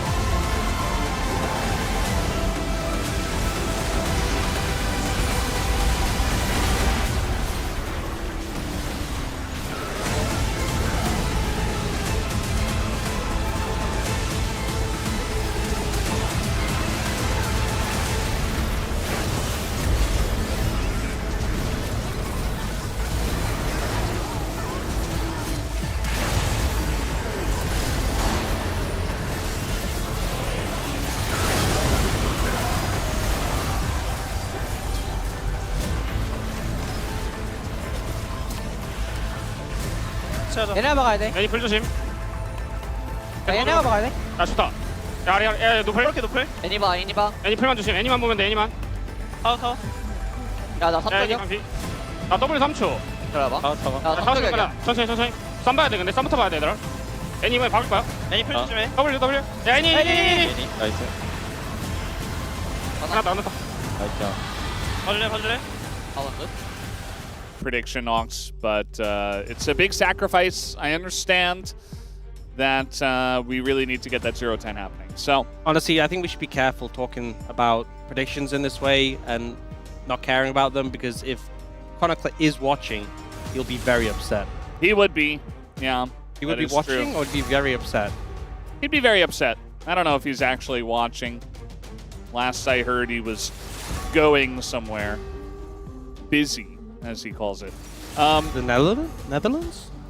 I think that's where he is. And I think he is going somewhere else. Oh, Yeah. well. Okay, so little bit of a shake-up here in terms of the ban on the Cassiopeia first and not the Oriana. Last time it was Jarvan here from D+. Do they change up the ban strategy is the question. They're going for the Syndra. So, Oriana available. Syndra not there as something that can have a good matchup into her. Lulu banned instead. Is it just the first pick Oriana for D+, that will hand over the Jarvan to the other side? Yeah, because they're not going to let you get Oriana and Jarvan. So, Cuz has to pick it. Or just give over a really strong combo. Rumble Jarvan, pretty potent. Some of the typical responses into Rumble are now gone. They actually go for the Yone instead, so now there is just a Jarvan pickup for D+. Yeah, that got a big reaction from the Korean commentators as well. This is certainly a bit of a gambit from them. I mean, Oriana, Jarvan isn't the only jungler that goes well. I mean, maybe the thought process was Lee Sin and Jarvan are up. Lee Sin's a good matchup in a Jarvan. Yeah. If they pick Jarvan, we can go Lee Sin. And it looks like the response into the Rumble might just be Cassante. We've seen tanks a lot into this pick. But I feel like so far, if you look at the 80 carries that have been taken out of the pool, Ezreal, Corki, Jhin, three of the safer 80 carry picks. And especially if D+ go this Cassante in the top lane, you're going to need an 80 carry in the bot lane. You can't really go a mage here. I feel like you just don't have the damage. And what 80 carry you're going to be able to pick into Rumble Yone that can handle them, that can survive against them? They end up going for the Skarner here. Skarner, we've seen very successful into the Lee Sin specifically, but also pairs quite well with the Rumble. You just barbecue them over the coals. Yeah. Hold them there. It's kind of crazy we saw Lee Sin not pick for 2 games and then ban second phase in 1. Feels like the prio in this series is not there on that pick. I think just definitely there's some risks to committing early to the Lee Sin, and you can be counteracted. Now they'll look in the bot lane. Lulu was already taken out of the equation, so limit some of the options there. Caitlyn now gone as well. Ziggs to follow. Obviously, I feel like it's more likely that KT could play a mage, although to be honest, I think it'd be more likely if they had an AD jungler instead of this tank jungle in Skarner, who does a fair bit of magic damage. Ashe going to be taken away. Ashe Seraphine definitely could have been a threat.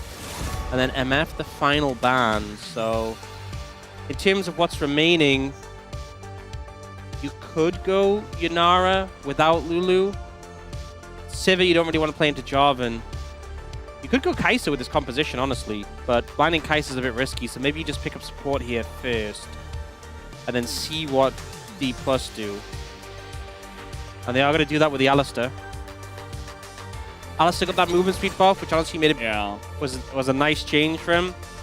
But just generally in here, a lot of options against D+ when it comes to the engage. And then D+ are going to respond, knowing that they're going in the Alistar. They could just go Kalista Renata here. You're into a pretty dive-focused composition. You're going to have a really strong lane. Yeah. It does put a lot of pressure on Smash, though, but he's often risen to that pressure. Also, there's just not a lot of good duos that are left. You know, individual pieces, sure. Fenrir, Is it just a Varus angle in this situation? Mel. They do have Yone Hey. mid, but that's not an AD carry. We have certainly moved away from the AP carry bots here in Korea, at least. I feel like more than that, we moved away from Mel bot a while ago. Even when we saw more Mages bot, Mel kind of just dropped off a cliff and I wasn't seeing that much. It's a lot of value into Renata, that's for sure. But into Jarvan, I feel like the Mel is going to feel pretty uncomfortable. Yeah, I mean, theoretically, if they're winning a fight, she's just behind all of the engage, and, you know, maybe the Jarvan can't get to her because he has to peel or something. But, you know, if they have Jarvan and Orianna and they're the ones proactively engaging, Mel is not going to be happy if she doesn't have Flash. I also think, you know, when you're playing into Xante, a lot of emphasis is going to be on the Yone being strong. The only other AD you have in the comp is from Skarner, who does mixed damage. Like, his passive is magic, his Q, the boulder is physical, but he's a tank. He's not putting out a lot of damage anyway. We've often seen these mage-based compositions kind of struggle into, like, bulkier compositions to cut through them. I think having the Yone really helps with that because he has so much sustained DPS. I think they have... I'm just concerned about this Mel. I'm concerned about the lane, and I'm concerned about team fights as well. And Fenrir playing it. We'll see how it goes on the Rift for Game 3.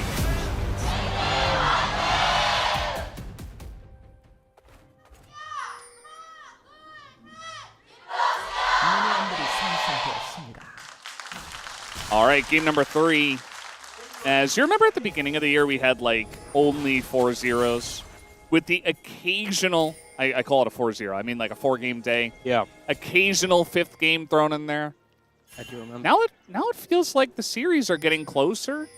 It's getting more back and forth. We're getting more 3-gamers, more 5-6 game days. I mean, just in general, this is kind of what we expected Legend Rise to be last year, and it just wasn't. Yeah. Where you're taking the top half of the LCK and the bottom half of the LCK, the match is going to be closer, more likely to have close matchups, like go to 3 games. But last year that didn't really happen at all for the Legend group, but this time it has.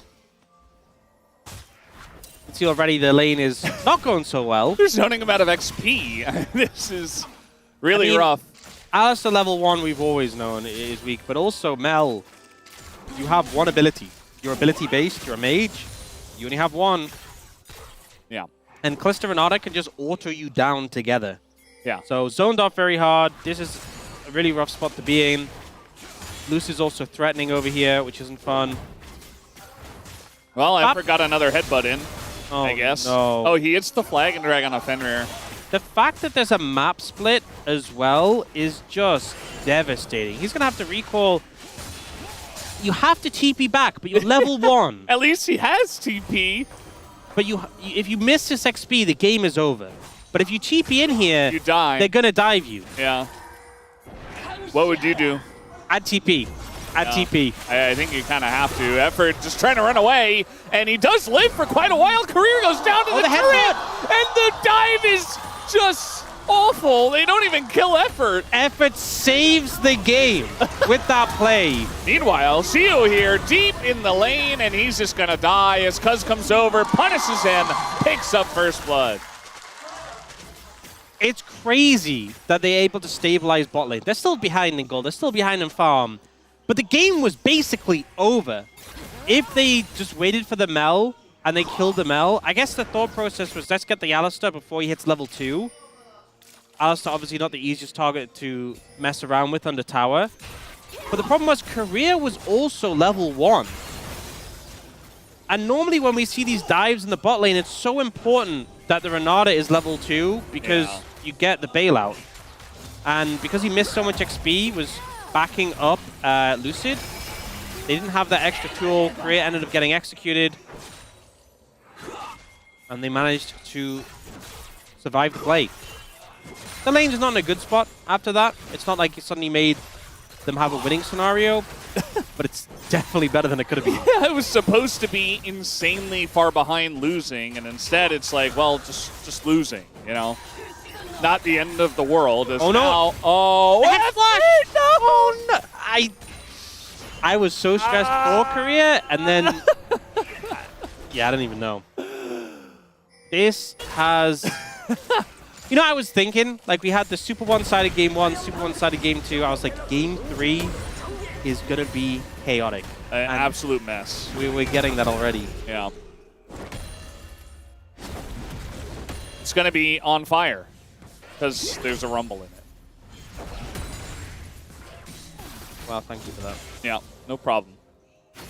We had some, I don't yesterday, I forget what the comment from Huni was. I'm feeling Charvelous after this or something. Oh, don't repeat it. That was... I was at home just face palming myself, alone in my room. My son was asleep, so Actually, to be honest, that's why I was able to I watch. think Charvelous was okay. What was the other one that was really not okay? For me, the Charvelous was the... You know what? But it was like Helios immediately after had like an even worse one. No, Helios' one was the one that really bothered me. Yeah. Charvelous, I could see the charm. What was the Or one? the charm. I thought you were going to mention, what was the one that Wadid had that was really bad? Or was it Wadid? Who was it? Who did Giddy Online? I don't think that was one of us. I thought that was like one of us. That Wasn't it was like one Prince? of us. Was it Huni? I'm not sure. We got a flash on in, and the Alistair doesn't have anything, as he does get the knock up and immediately just dies. Fenrir as well nearly loses his life. Okay, well, that was very close. Bot lane's looking a bit deep fried. I just love that it's game 3. DK are like, you know what?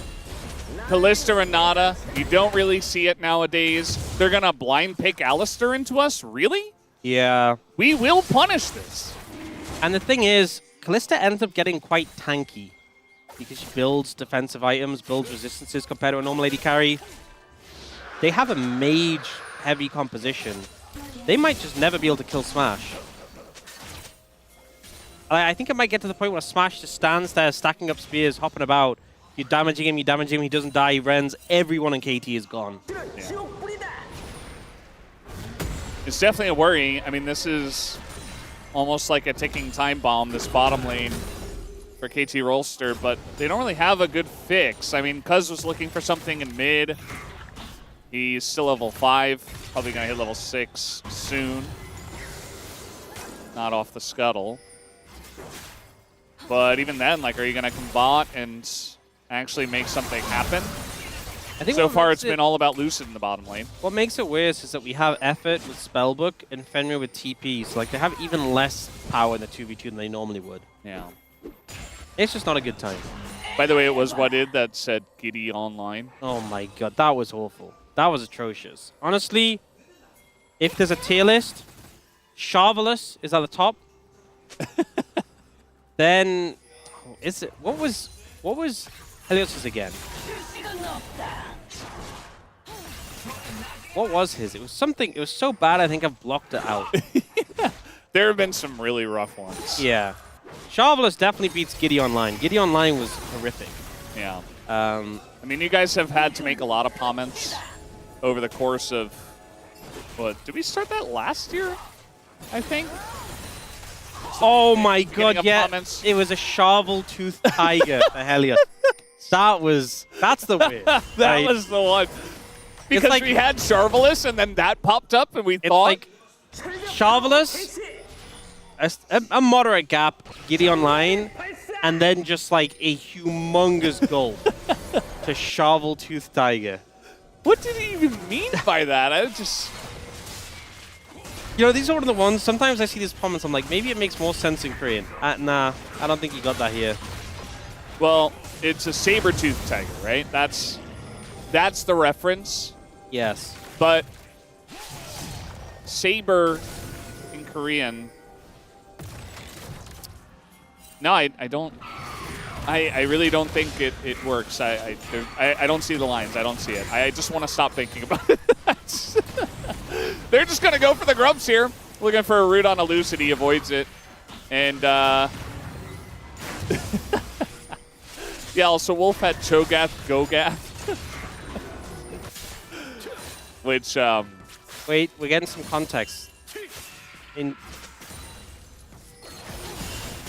apparently Sabertooth is Shabel, which is Charvel in Korean. So I guess... oh, I guess it's similar, the same-ish. I guess we honestly just got translation dipped because that actually sounds, that makes sense. It's the same characters. Yeah. So that's actually pretty intelligent. So apologies, Helios. That's actually pretty good. It didn't translate. In English, it just doesn't make any sense. Yeah, okay. So we got translation dipped. Helios did have a good comment. Giddy Online is still terrible. Giddy Online wins for worst comment then. Cho'Gath, Go'Gath. That just reminds me of Gogurt. You remember Gogurt? Cho'Gath, Go'Gath. Is that better or worse than Giddy Online? I think it's slightly better. Okay, But so it's worse than Charvelous. So, I think Shovel Tooth Tiger is redeemed. Helios, apologies for slandering you. Shovelus is on top out of the global comments, though. Giddy Online far below, and Cho'Gath Go'Gath just above Giddy Online. I'm glad we could get this established. In the meantime... And there's still time, by the way, Ox. You can beat them. Oh. With an even worse comment. Oh, don't tempt me. I'm just saying, you know, think about your POM and maybe consider what you want to put in today.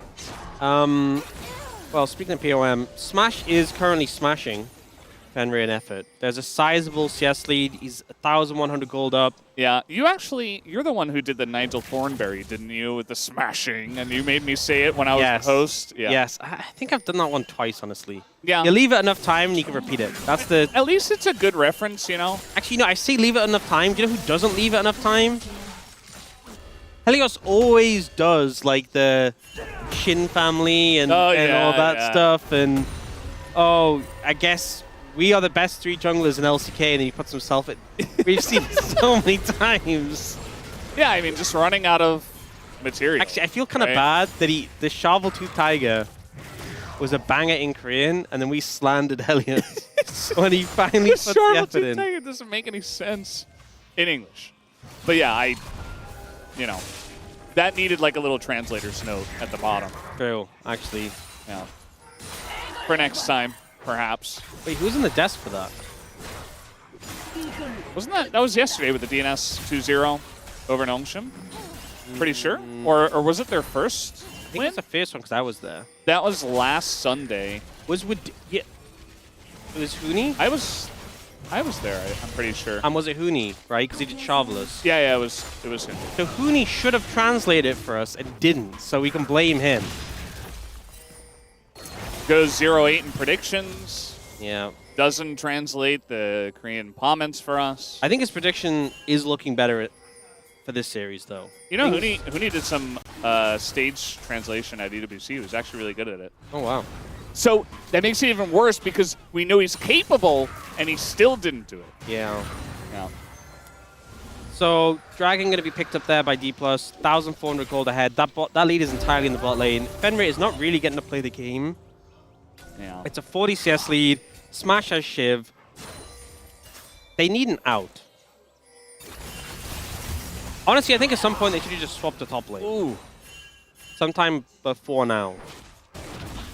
Yeah, I mean, top lane quest is done. So. Just get the Rumble down there. Top lane quest is done. Dragon's dead. You ain't contesting Yeah. anyway. I think just leave. I think at this point, probably a good idea, but the damage has already been done. 1,600 golds. You know, we've been talking about comments and stuff because they got a big lead. They extended it a bit. Nothing else has really happened. The players have just been laning. I think DK's done a really good job of, you know, trying to further their lead bit by bit, not really making any mistakes, snowballing the dragons, as you would expect them to do with such a bot lane lead.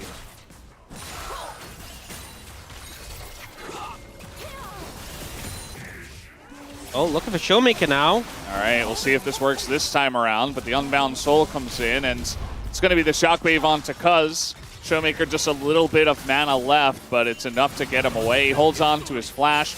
Really just kind of a gank maybe to get BDD back. I say that, but then Okay, maybe he's going to back now or rotate somewhere. Either way, gets a little bit of help from Cuz in the mid lane where he has fallen a little bit behind. I think it was just the best angle because Cassante is now Cassante, so if you gank him, he'll just drag you through a wall. Bot lane, you ain't messing with bot lane. Don't go near bot lane at all if you're Cuz. You will get 2v3. Yeah. So it kind of felt like mid was the only option, but Showmaker just able to get away from it without even burning a summoner. Herald up in a minute.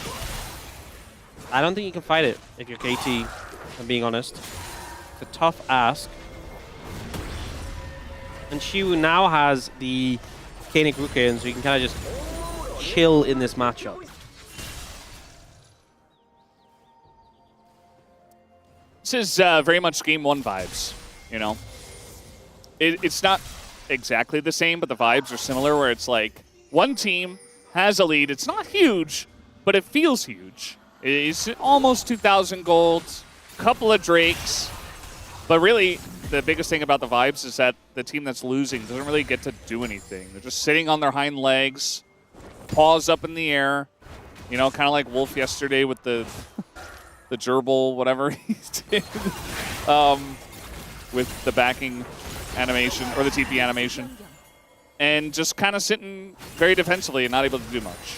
So, nice handshake there from Career. I was hoping for the more chaos and more even game, but this game has just felt very dominating right now, and it kind of feels like a repeat of game 2.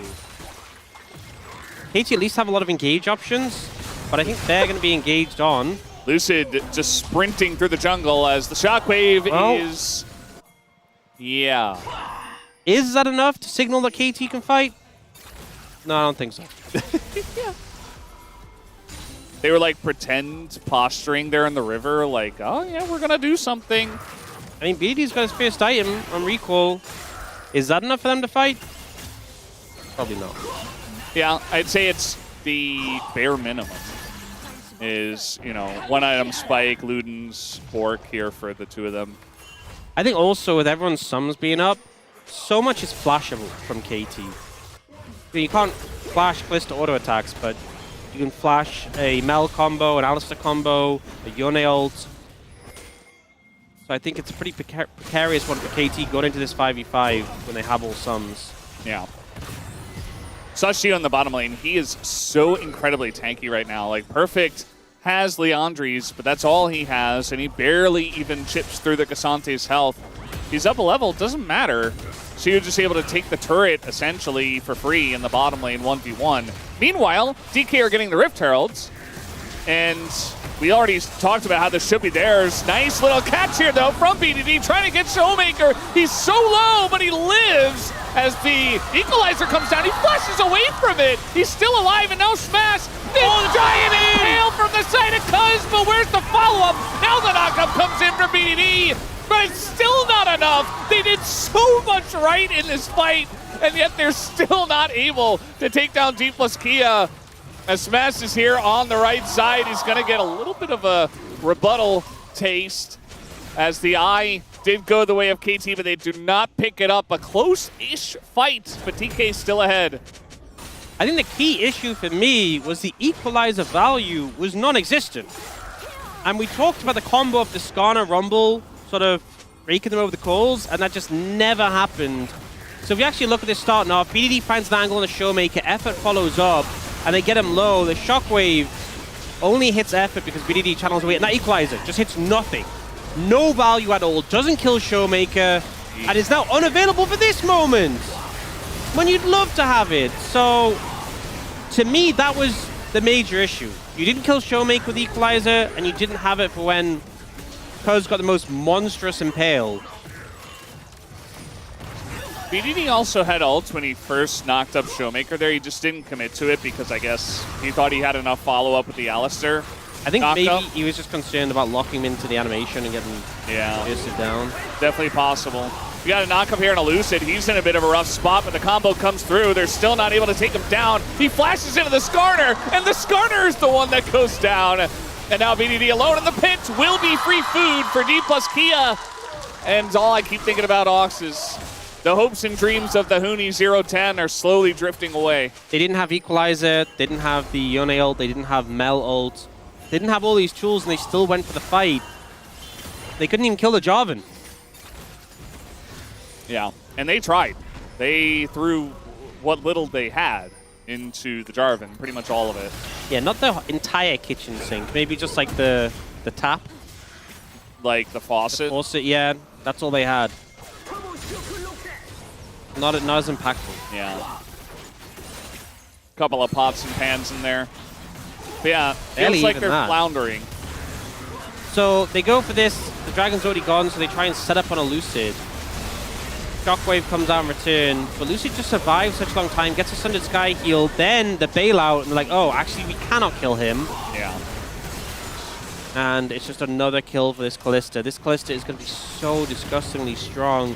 They also just buffed Terminus, by the way. So I don't see it. I don't see the angle. Yeah. I feel like it's been a bit rough this series because it's been pretty one-sided games throughout. This game is going in that direction. I can't even imagine what KT would need to win from this, but the craziest engage you can ever see is a start. Yeah. And Smash has to die quickly. And he has bailouts, that makes that difficult.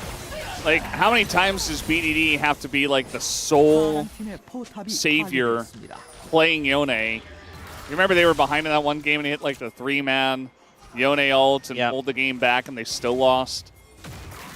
It feels like, you know, it's kind of all on him as well, unless Cuz gets a really sick angle. Effort is pretty far behind. He's still Alistair, but yeah, I don't know. I think that blind Alistair, they just were not able to read the situation, especially with the Mel final pick, just essentially locking them into their doom. Yeah. Mage has definitely been on the way out in the LCK. And Mel, even before Mages were on the way out, wasn't that popular. Not really doing too well here. It's just a little bit outdated. Like, our teams are very smart. They know how to counter things after a certain period of time. When they first see it, they're like, oh, wow, that's weird. That caught us off guard. But eventually, you're able to change things up, change the way you draft and play. Even with, like, the full team invade as well at level 1, just to allow Lucy to be on the bottom side of the map and get the pressure from the Jarvan. All those things leading to the bottom lane of KT not existing. Baron is available, and it's a minute 45 on that Dragon Soul. You can see, look at the control that D+ have established on this top side. Just given no real ins for KT to get close. They've got a little bit of vision, but those wards have been pinged already. One's just been cleared out. And it's so dangerous to approach the step up here. Yeah, it's essentially Cuz and Effort together, as you would expect. Just trying to clear out vision way on their side of this jungle. Secure one control ward in there. And DK, not a big rush for them. And they're still just going to go for a bit of poke here onto Effort. Not overcommitting for the play, but they get his ult away. And that's all they need to do. Chunk him out, get him low, and also get his ult, so now he's in a much worse position to contest vision or fight. At level 7 as well. Career is 2 levels up on Effort right now. Yeah. So even by support standards, it's pretty low level. 40 seconds until that dragon. I feel like Cloud Soul isn't that crazy for D+ this game. I mean, it's just good, right? The passive movement speed. But the extra movement speed on ult is not, doesn't synergize that well with the champions. Like Jarvan, Cataclysm, and then just, I don't know, spin around inside it. But it's still a boost for a team that is already very far ahead for D+. KT trying to get some vision in the area. Yeah, I mean, they're trying their best to play from the position they've put themselves in. Oh, Smash has Terminus, and Fenrir hasn't even finished his second item. Yeah. Looking like Shadow Flame for him eventually. If he even gets there before this game ends. You got the straight. It is all lined up, and Chiu's got a very nice flank here. on the Cassante. So now we got supports going at it on the top of your screen. Effort's looking for it, and it actually does go over to Cuz. Will deny the soul. And BDD now just trying to get out as Cuz is in a really rough spot, but he's pretty tanky. Everybody is in the Cataclysm now as the Equalizer doesn't do a whole lot. And everybody's super low. The Shockwave hits the front line, and everything is just melting in DK's favor. 3 kills over to the side of Smash. And it should be the end of Cuz here as well. A clean 5-for-0 ace for DK. You really want to see how one-sided that was. Look at the fact that Smash still had Flash, Korea still had Flash, Showmaker still had Flash. And on the other side, KT, everyone but Perfect committed theirs, and it still was not even slightly close. They don't have the damage, they don't have the gas in the tank. And KT, they ended up retreating here. Shiwu was kind of forcing them this way, so they retreat to the wrong side of the map after the Dragon. And sure, they get the soul denial, but it doesn't really help them out. BD and Fenrir are in this awkward spot, and then the Cataclysm comes in. The Equalizer is kind of dodged away from, and they look for Smash here, but he just doesn't take enough damage. They just don't have enough. He's got the extra resistances he's stacking up from the Terminus, and he still had the bailout as well. This game, Nexus may still be alive, but it definitely feels like it's over. They're now trying to kill Shiwu. I don't know if they have it. BDD being here will help. Yeah, with BDD, maybe they have enough. She is still very tanky, but the follow-up with the knock up there, BDD at least is going to help them secure 1 kill. Keep in mind that D plus Kia just got Baron and are 10,000, 11,000 gold ahead. So it's very much a consolation prize. I think it's good, though, to take one of them off the map, which is going to slow down the Baron play, lose some of that time. It's the correct play to go for, but obviously when you're 11,000 gold behind, you need a lot more than that to make things positive. 80 golds. There you go. Oh. Oh, there you go. That's the first 80 gold from Blades. Yeah, so D Plus had 2,460 to 0. Now it's 2,460 to 80. Wow. That's much better. The gap is closing. Yeah, they had infinitely more. Now they just have, like... That's an Atlas stat right there. They just have, like, 30 times more. Yeah. Well, just don't look at the bot. No, even if you don't look at the bot lane, it's yeah. We have Death Cap here for Showmaker, so he's doing damage too. This time has 10 stacks in the Dark Seal, but didn't go the Medjay's. Interesting. Yeah, maybe he feels bad for them. I think he just had a... No, I don't think he does, because he went from 7 stacks to 25 so quick. I think maybe he just had the money for the Rabadons. Yeah. Or was building towards it. He didn't want to stop it to go the Medjay's. Plus, how much are you going to get to stack it up when the next fight is probably the last? Yeah, true. Stacks won't mean much. I guess mid-fight, you can get some value. BDD tried to go in and lost half his health. Yeah. He was just poking. He's lower level than Smash. He's an entire level down on the enemy AD carry. He's 3 levels down on Showmaker.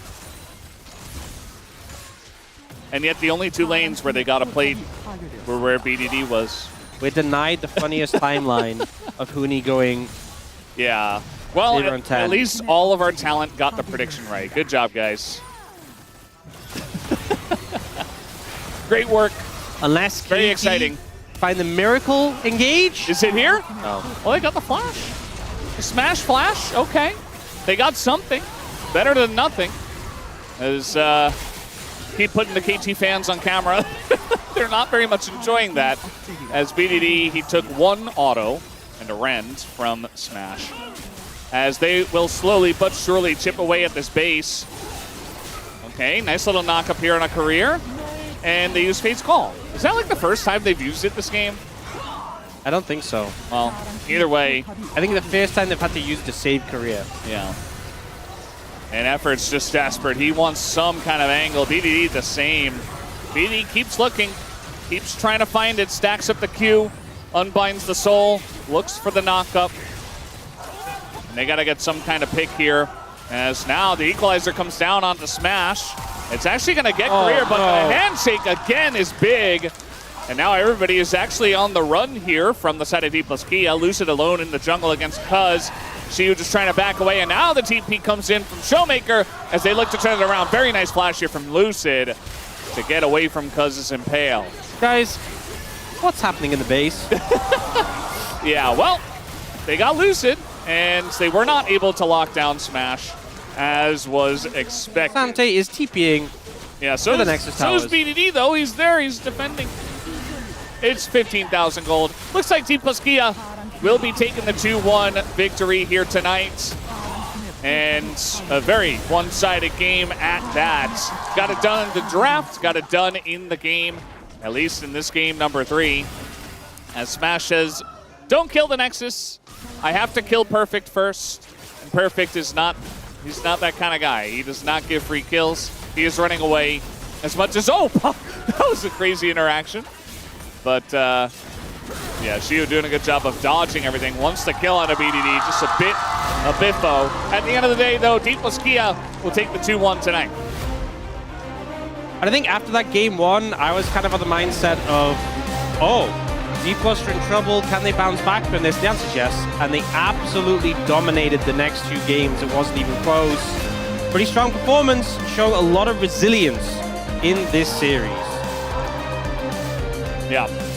Well, Ox, now is your chance to get a really fantastic and punny comment in there as you think about it.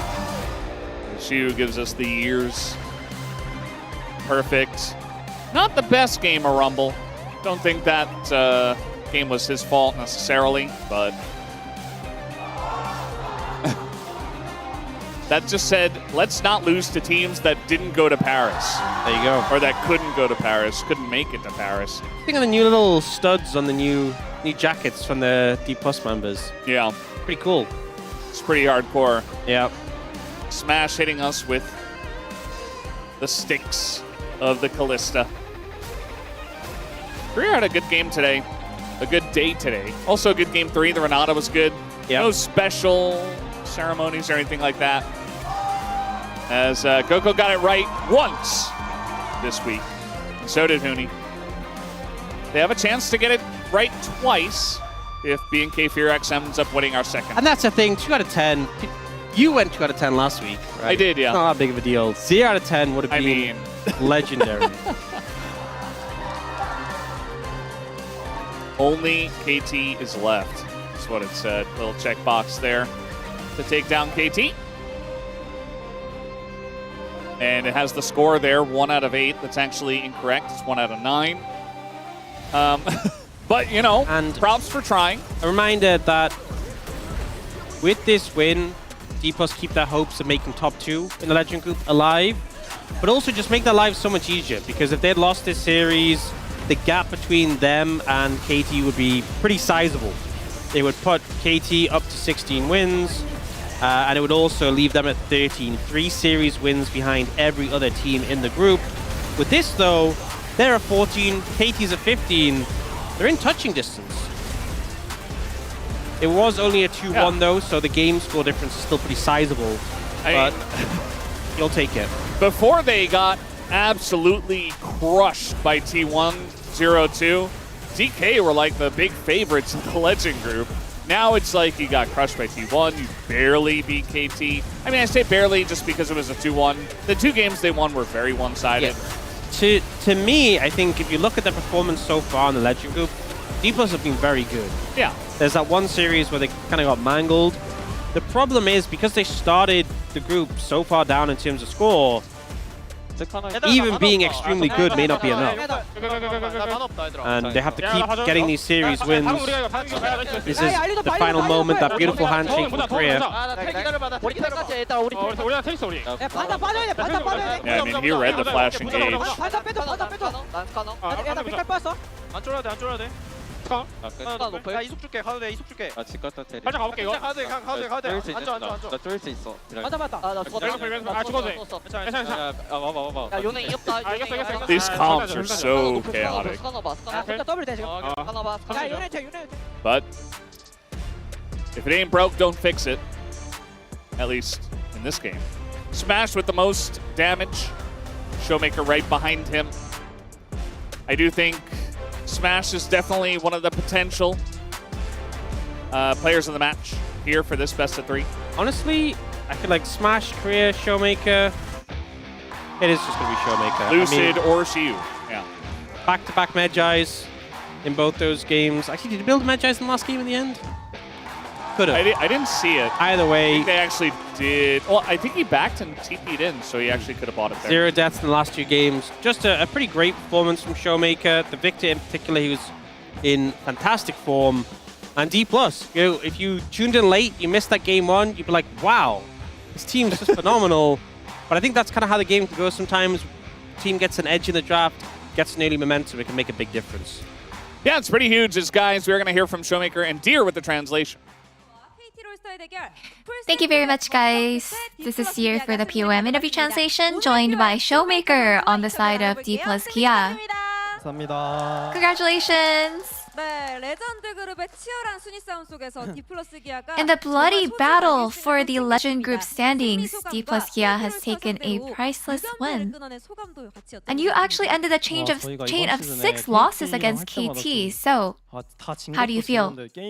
Like this season, every time we were against KT, we always lost. Honestly, it wasn't a really good feeling whenever we were playing against them, and today I didn't have a good feeling yet again, but you know, despite my feeling that we might lose today, I'm just really happy that we're able to win.